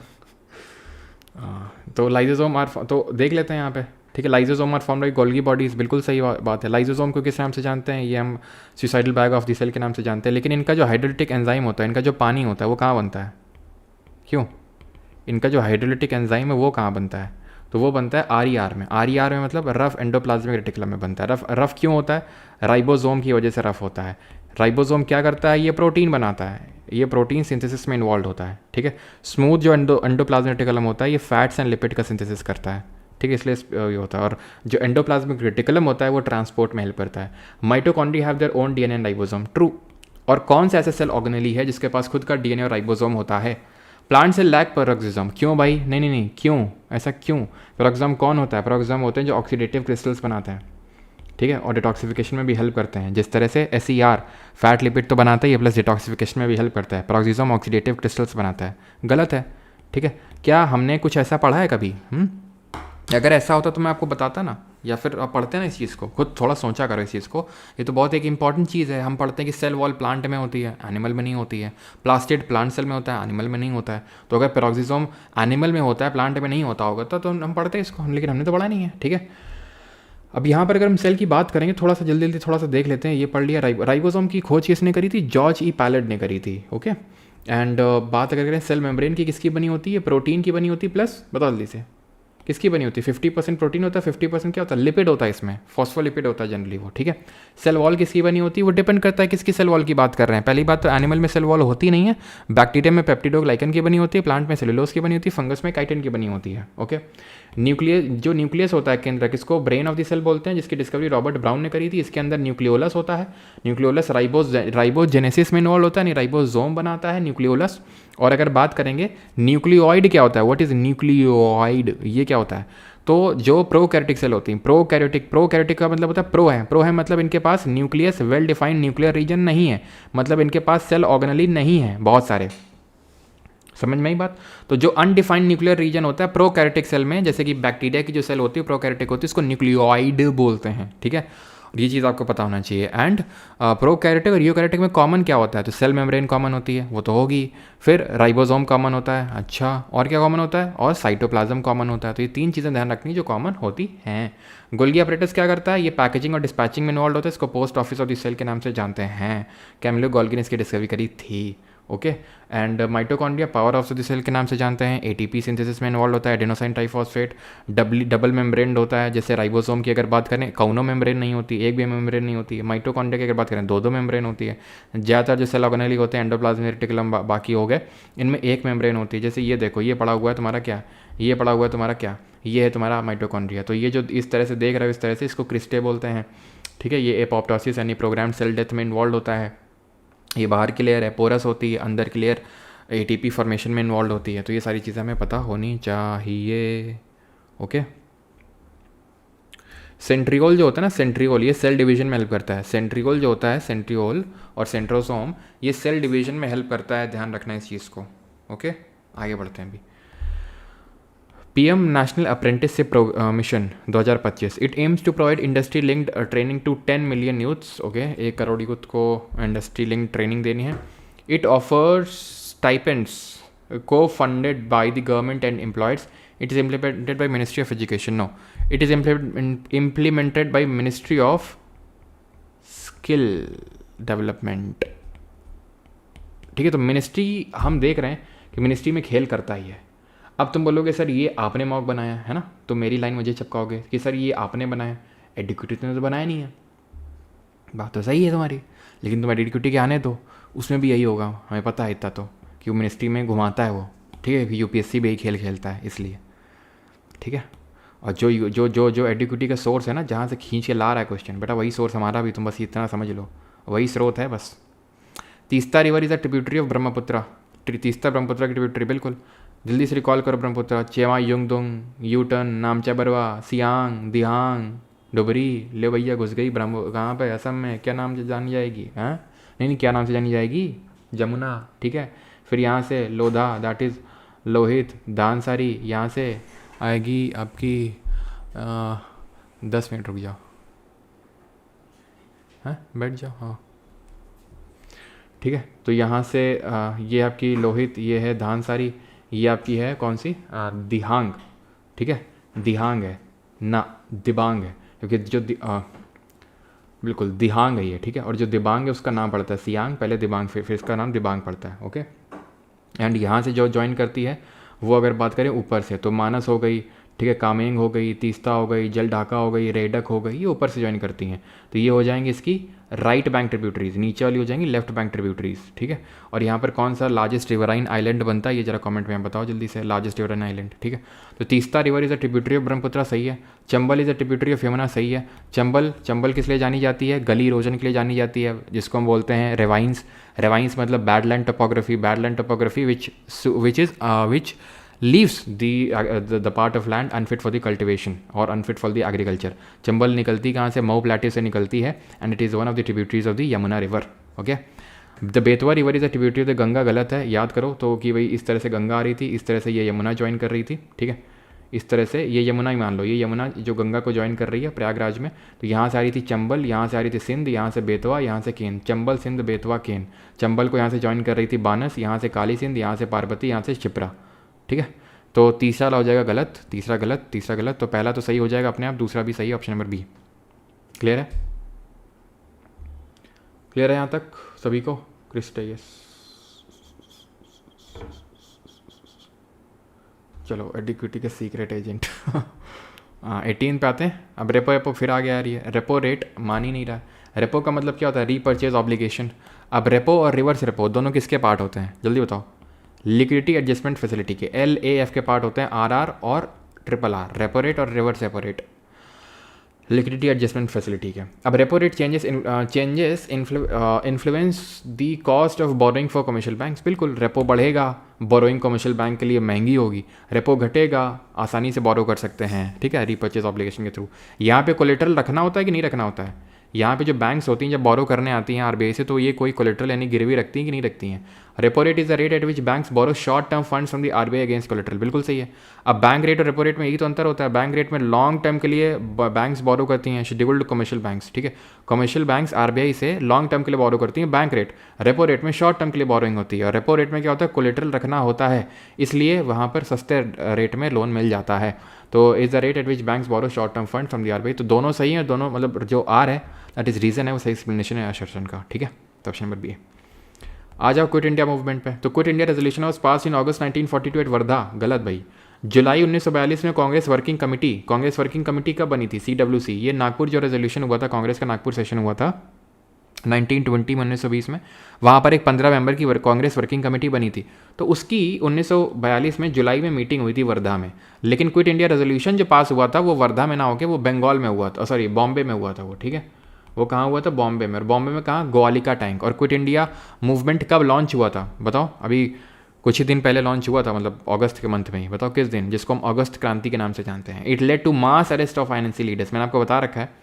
वैसे तो कल हम मेडिवल हिस्ट्री का सुबह देखेंगे बम शॉट, और परसों के दिन देखेंगे मॉडर्न हिस्ट्री का, तो वहाँ पे देखेंगे कि पहले दिन ही ज़्यादातर लीडर्स की अरेस्ट हो गई थी। तो it became a leaderless movement, quit India movement became a leaderless movement, यानी कि उसमें लीडर्स थे ही नहीं। बाद में हमें पता है कि अरुणा असफ अली ने लीड किया कांग्रेस कमेटी को, और उषा मेहता ने अंडरग्राउंड रेडियो चलाया। तो दूसरा वाला हो जाएगा सही, ठीक है। पहला वाला हो जाएगा गलत, तो पहला गलत, दूसरा सही, तीसरा भी सही हो गया। मूवमेंट विटनेस पैरेलल गवर्नमेंट है, पैरेलल गवर्नमेंट जैसे बलिया में चिट्टू पांडे, ठीक है, जातीय सरकार महाराष्ट्र में, प्रति सरकार आपकी बंगाल में, ठीक है। तो बलिया में चिट्टू पांडे, जातीय सरकार और प्रति सरकार महाराष्ट्र और वेस्ट बंगाल में, तो ये ध्यान रखना है आपको, ठीक है। चंकी पांडे नहीं भैया, चिट्टू पांडे। चलो आगे बढ़ते हैं। 20th now, energy transfer between trophic level is govern by the 10% law, बिल्कुल सही है। 10% यानी मैक्सिमम 10% एनर्जी का ट्रांसफर होता है। और ये हमें पता है कि ये एनर्जी पिरामिड होता है जो किसने दिया था? कार्ल लिंडेमैन ने दिया था, बट सबसे पहले पिरामिड का कॉन्सेप्ट किसने दिया था? टांसले ने दिया था, ठीक है, सॉरी हाँ टांसले ने दिया था सबसे पहले। अगर हम बात करेंगे इसका कॉन्सेप्ट, इकोलॉजिकल पिरामिड का कॉन्सेप्ट, जहाँ पर उन्होंने पिरामिड ऑफ नंबर दिया था, पिरामिड ऑफ नंबर के बारे में बताया था। पिरामिड ऑफ एनर्जी किसने दिया है? ये कार्ल लिंडेमैन ने दिया। तो 10% लॉ से गवर्न होता है। पहला वाला स्टेटमेंट आपका बिल्कुल सही होगा। Food chains in deep oceans are primarily based on chemosynthesis. मान लेते हैं ये वाला स्टेटमेंट हमें नहीं पता है तो लगा लो इसमें question mark. Top carnivores are the most energy efficient consumers. अब खुद सोचो, जितना आप ऊपर जाते जाओगे पिरामिड में उतना एनर्जी एफिशिएंसी घटती जाएगी, क्योंकि उतने ही आपके पास कम एनर्जी आएगी, तो उतना ही आप कम एनर्जी ऊपर ट्रांसफर कर पाएंगे, क्योंकि 10% रूल बोलता है कि 10% से आप ज़्यादा एनर्जी ट्रांसफर नहीं कर सकते हैं अगले वाले में। तो जितना आप ऊपर बढ़ेंगे, अब ये क्या होना है, प्रोड्यूसर है, ये कौन है, प्राइमरी कंज्यूमर है, ये सेकेंडरी कंज्यूमर है, ये कौन है, टर्शरी कंज्यूमर है। तो अब प्रोड्यूसर मतलब पेड़ पौधे, प्राइमरी कंज्यूमर मतलब जो हर्बीवोर होते हैं, गाय वगैरह हो गई, डियर यानी हिरन वगैरह हो गया, और सेकेंडरी कंज्यूमर में जो इनको खा रहे हैं, ठीक है, यानी कि कार्निवोर, और ये हो जाएंगे टॉप कार्निवोर। तो एनर्जी एफिशिएंट बहुत कम हो जाएगी, गलत है, ठीक है। दूसरा ये सही है आपका, ठीक है, तो 1 और 2। हाँ जी, तो ये क्या है, वर्ल्ड प्रेस फ्रीडम डे, सही है, 3 मई को होता है। 1 मई को क्या होता है जरा बताओ, इंटरनेशनल डे ऑफ पीस। 21 सितंबर को होता है इंटरनेशनल डे ऑफ पीस, सही है। एंड वर्ल्ड टूरिज्म डे 27 अक्टूबर को ना होकर 27 सितंबर को होता है, ठीक है। तो तीसरा वाला गलत हो जाएगा, ऑप्शन नंबर ए 1 और 2 ओनली। हिंदी मीडियम वाले कहाँ जाएँ सर प्लीज़, कमलेश सैनी। अच्छा, जन्म दिवस, अच्छा ठीक है। और क्या होता है, और इंटरनेशनल लेबर डे होता है, ठीक है। 31 मई को क्या होता है, 31 मई को एंटी टोबैको डे होता है, एंड 8 मई को रेड क्रॉस डे होता है, ठीक है। 22 मई को क्या होता है, जैव विविधता दिवस होता है, बायोडाइवर्सिटी डे होता है। और हमारे इंडिया में कितने बायोडाइवर्सिटी हॉटस्पॉट्स हैं जरा बताइए। इंडिया डिजिटल करेंसी फेज 2 2025, इसके रिगार्डिंग स्टेटमेंट्स हैं। It introduces retail level digital rupee transactions. It is operated jointly by the RBI and that is Reserve Bank of India, National Payment Corporation of India. Legal tender status given by RBI amendment, सही है, ठीक है, तीनों सही है। आते हैं third last question पे, and this is isotope have different atomic number. गलत बात है भाई, है कि नहीं। आइसोटोप में same atomic number different mass number होते हैं। बहुत बेसिक सा क्वेश्चन है, काट दो। 2 अपने आप सही हो गया, चेक करने की जरूरत भी नहीं है। If you are very confident कि हाँ यार पहला तो गलत होगा ही होगा, जो कि है, ठीक है। Because different atomic number same mass number, ये आइसो बार की डेफिनेशन होती है, ना कि आइसोटोप की, ठीक है। Isotone have same number of neutron, बिल्कुल बात सही है, बट डिफरेंट एटॉमिक नंबर, बिल्कुल उनका एटॉमिक नंबर भी डिफरेंट होता है। तो 3 सही होगा यहाँ पर, 2 और 3, ठीक है। सेकेंड लास्ट क्वेश्चन पे आते हैं। ओवोवी पैरस जो एनिमल्स होते हैं produce egg that hatch inside the mother's baby. देखो 3 तरह के होते हैं, एक होते हैं वेवी पैरस, ओके, एक होते हैं ओवी पैरस, ठीक है, और एक होते हैं ओवोवी पैरस। विवी पैरस जो होते हैं ये क्या प्रोड्यूस करते हैं, ये सीधे बर्थ देते हैं, सीधा डायरेक्ट बर्थ देते हैं ऑफस्प्रिंग्स को, अंडा नहीं देते हैं, ये अंडा देते हैं, ये भी अंडा देते हैं। अंतर क्या होता है, इनका अंडा जो है मदर के अंदर ही वो होता है, ठीक है, वो डेवलप होता है, ये बाहर डेवलप होता है, ये बाहर आके डेवलप होता है, ये मदर की जो अंदर बॉडी के अंदर ही डेवलप होता है। एग्जाम्पल के तौर पे बहुत सारी जो फिशेज़ होती हैं आपकी जो ओवोवी पैरस नेचर की होती हैं। अगर आप एग्जाम्पल जानना चाहो तो वही होते हैं। और ओवी पैरस तो जितने भी, जैसे फॉर एग्जाम्पल आपका एग लेइंग होते हैं, ठीक है, जैसे कि मुर्गी हो गया, तो मुर्गी ओवी पैरस है, ओवोवी नहीं है, ठीक है, तो ध्यान रखना। Yes, pyramid of number can't be inverted, हाँ हो सकता है भैया, pyramid of number can be inverted, अभी it can be inverted. Pyramid of energy invert नहीं हो सकता, pyramid of number, pyramid of biomass वो इन्वर्ट हो सकता है। तो एक्स दैट हैच, ये सही है, ठीक है, मदर की बॉडी के अंदर ही हैच होते हैं, डेवलप होते हैं। क्रॉस पॉलिनेशन ऑलवेज रिक्वायर्स, अब ऑलवेज है तो एक्सट्रीम लग सकता है, बट ये सही है, क्योंकि क्रॉस पॉलिनेशन में एजेंट की ज़रूरत तो पड़ेगी। अब बिना एजेंट के कैसे हो जाएगा, हवा एजेंट हो सकता है तो एनिमोफिली बोलेंगे, इंसेक्ट होगा तो एंटीमोफिली बोलेंगे, पानी है तो हाइड्रोफिली बोलेंगे, लेकिन कोई ना तो कोई चाहिए ना, अपने आप तो चला नहीं जाएगा, पैर तो है नहीं उसके पास। Budding in hydra is an example of asexual, पूरा देख चुके हैं। हाइड्रा के अलावा एक और एग्जाम्पल बताओ जहाँ पर बर्डिंग होती है, मुकुलन होता है बर्डिंग में।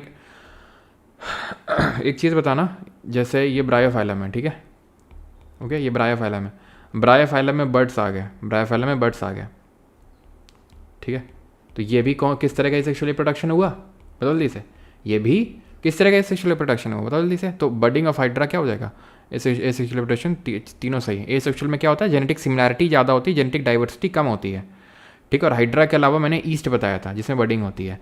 ये जो ब्रायोफाइलम है, ब्रायोफाइलम बेटा ये बर्डिंग नहीं है, इसमें बर्ड निकली हुई है लेकिन बर्डिंग नहीं है, ये वेजिटेटिव प्रोपगेशन है, ठीक है, वेजिटेटिव प्रोपगेशन है, बिल्कुल सही दृष्टि मार रहा है। हाँ राखी सबका सही है, चलो पकड़ लिए तुम लोग, ठीक है। तो ये बडिंग नहीं है, ये बड निकली है। बडिंग उसको बोलते हैं जब बड निकले और पूरी बड वहीं लगे लगे डेवलप हो जाए तब टूटे। ये गिरेगा सॉइल में, गिरेगा और फिर पूरा बनेगा, तो उसको वेजिटेटिव प्रोपगेशन बोलते हैं। You are participating in a peaceful protest, let's say not you, let's say there are two kids, Sonu and Monu.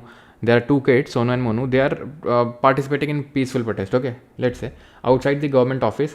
After giving prior written notice to the authorities, the police arrive and order everyone to disappear without citing any reason. कि बिना बोले ही वो बोलती है कि भाई यहाँ से निकल लो तुम लोग, ठीक है। यू रेफ्यूज टू लीव, तुम जो है या फिर सोनू मोनू मना कर देते हैं हम नहीं जाएंगे। Is this detention legally valid और under the right to assemble, यानी वो पूछ के बैठे हैं, ठीक है, फिर भी तो the answer is yes. If police को अगर लगता है कि पब्लिक ऑर्डर ख़राब हो सकता है तो आपको धर सकती है, समझ रहे हैं। पुलिस को अगर लगता है, भले आपने नोटिस लिया है, वो आपको डिटेन कर सकती है, ठीक है, वो आपको डिटेन कर सकती है अगर पब्लिक ऑर्डर ख़राब होता है तो, ठीक है। क्लियर, चलो क्लियर है यहाँ तक सभी को, कोई डाउट तो नहीं है। और ये चीज़ ध्यान रखना, पब्लिक ऑर्डर हो गया, मोरालिटी हो गया, ये सब क्या है, एक्सेप्शंस हैं। आर्टिकल नंबर 19 क्लॉज 2, ठीक है। पब्लिक ऑर्डर हो गया, मोरालिटी हो गया, डिसेंसी हो गया, डिफेमेशन हो गया, ये सब आते हैं किसमें, ये सब आते हैं आर्टिकल नंबर 19 क्लॉज 2 जो रीजनेबल रिस्ट्रिक्शंस की बात करता है, उचित प्रतिबंध की बात करता है, ठीक है। क्लियर,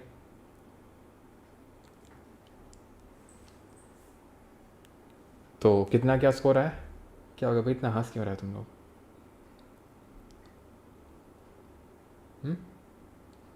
क्या कुछ हो गया, क्या कुछ सोनू मोनू नाम लेते तुम लोग, इतना हंस क्यों रहा हो, क्या हो गया। चलो भाई, थैंक यू सभी को। बाकी आज वाला मॉक तो लगा लिया होगा, आज 15 नंबर का मॉक था, ठीक है। परमार SSC टेलीग्राम पे लगाते रहिए मॉक, और स्पॉटिफाई पे भी आपके लेक्चर्स अपलोड हो गए हैं स्पॉटिफाई पे, ठीक है। एंड कोई ऐसा तो नहीं है जो अभी तक मॉक लगा नहीं रहा है, तो लगाते रहो भाई, ठीक है। हिंदी में भी क्वेश्चन रखा करिए, हाँ कोशिश रहेगी हिंदी में भी।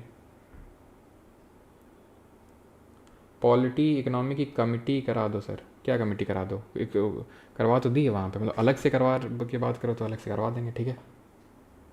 जलेबी नहीं खिलाएंगे सर, बेटा लड्डू खिलाएंगे आज, लड्डू। सभी लोग लाइन में लग जाओ, सभी लोग लाइन में लगेंगे जल्दी से।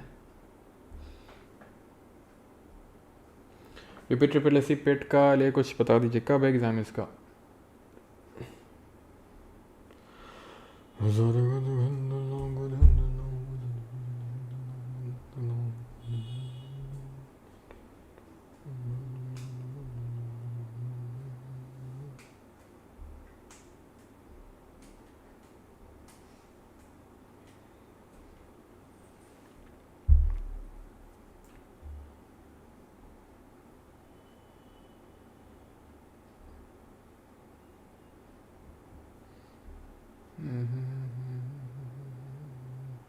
Sir land form PDF from Fatman please, करवा देंगे अलग से।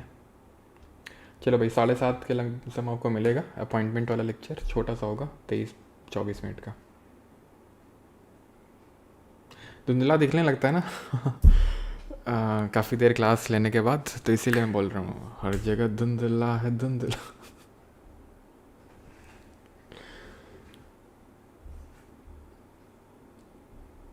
चलो भाई, लाइन में लग गए सभी लोग, अब अपने अपने घर निकल लो कायदे से,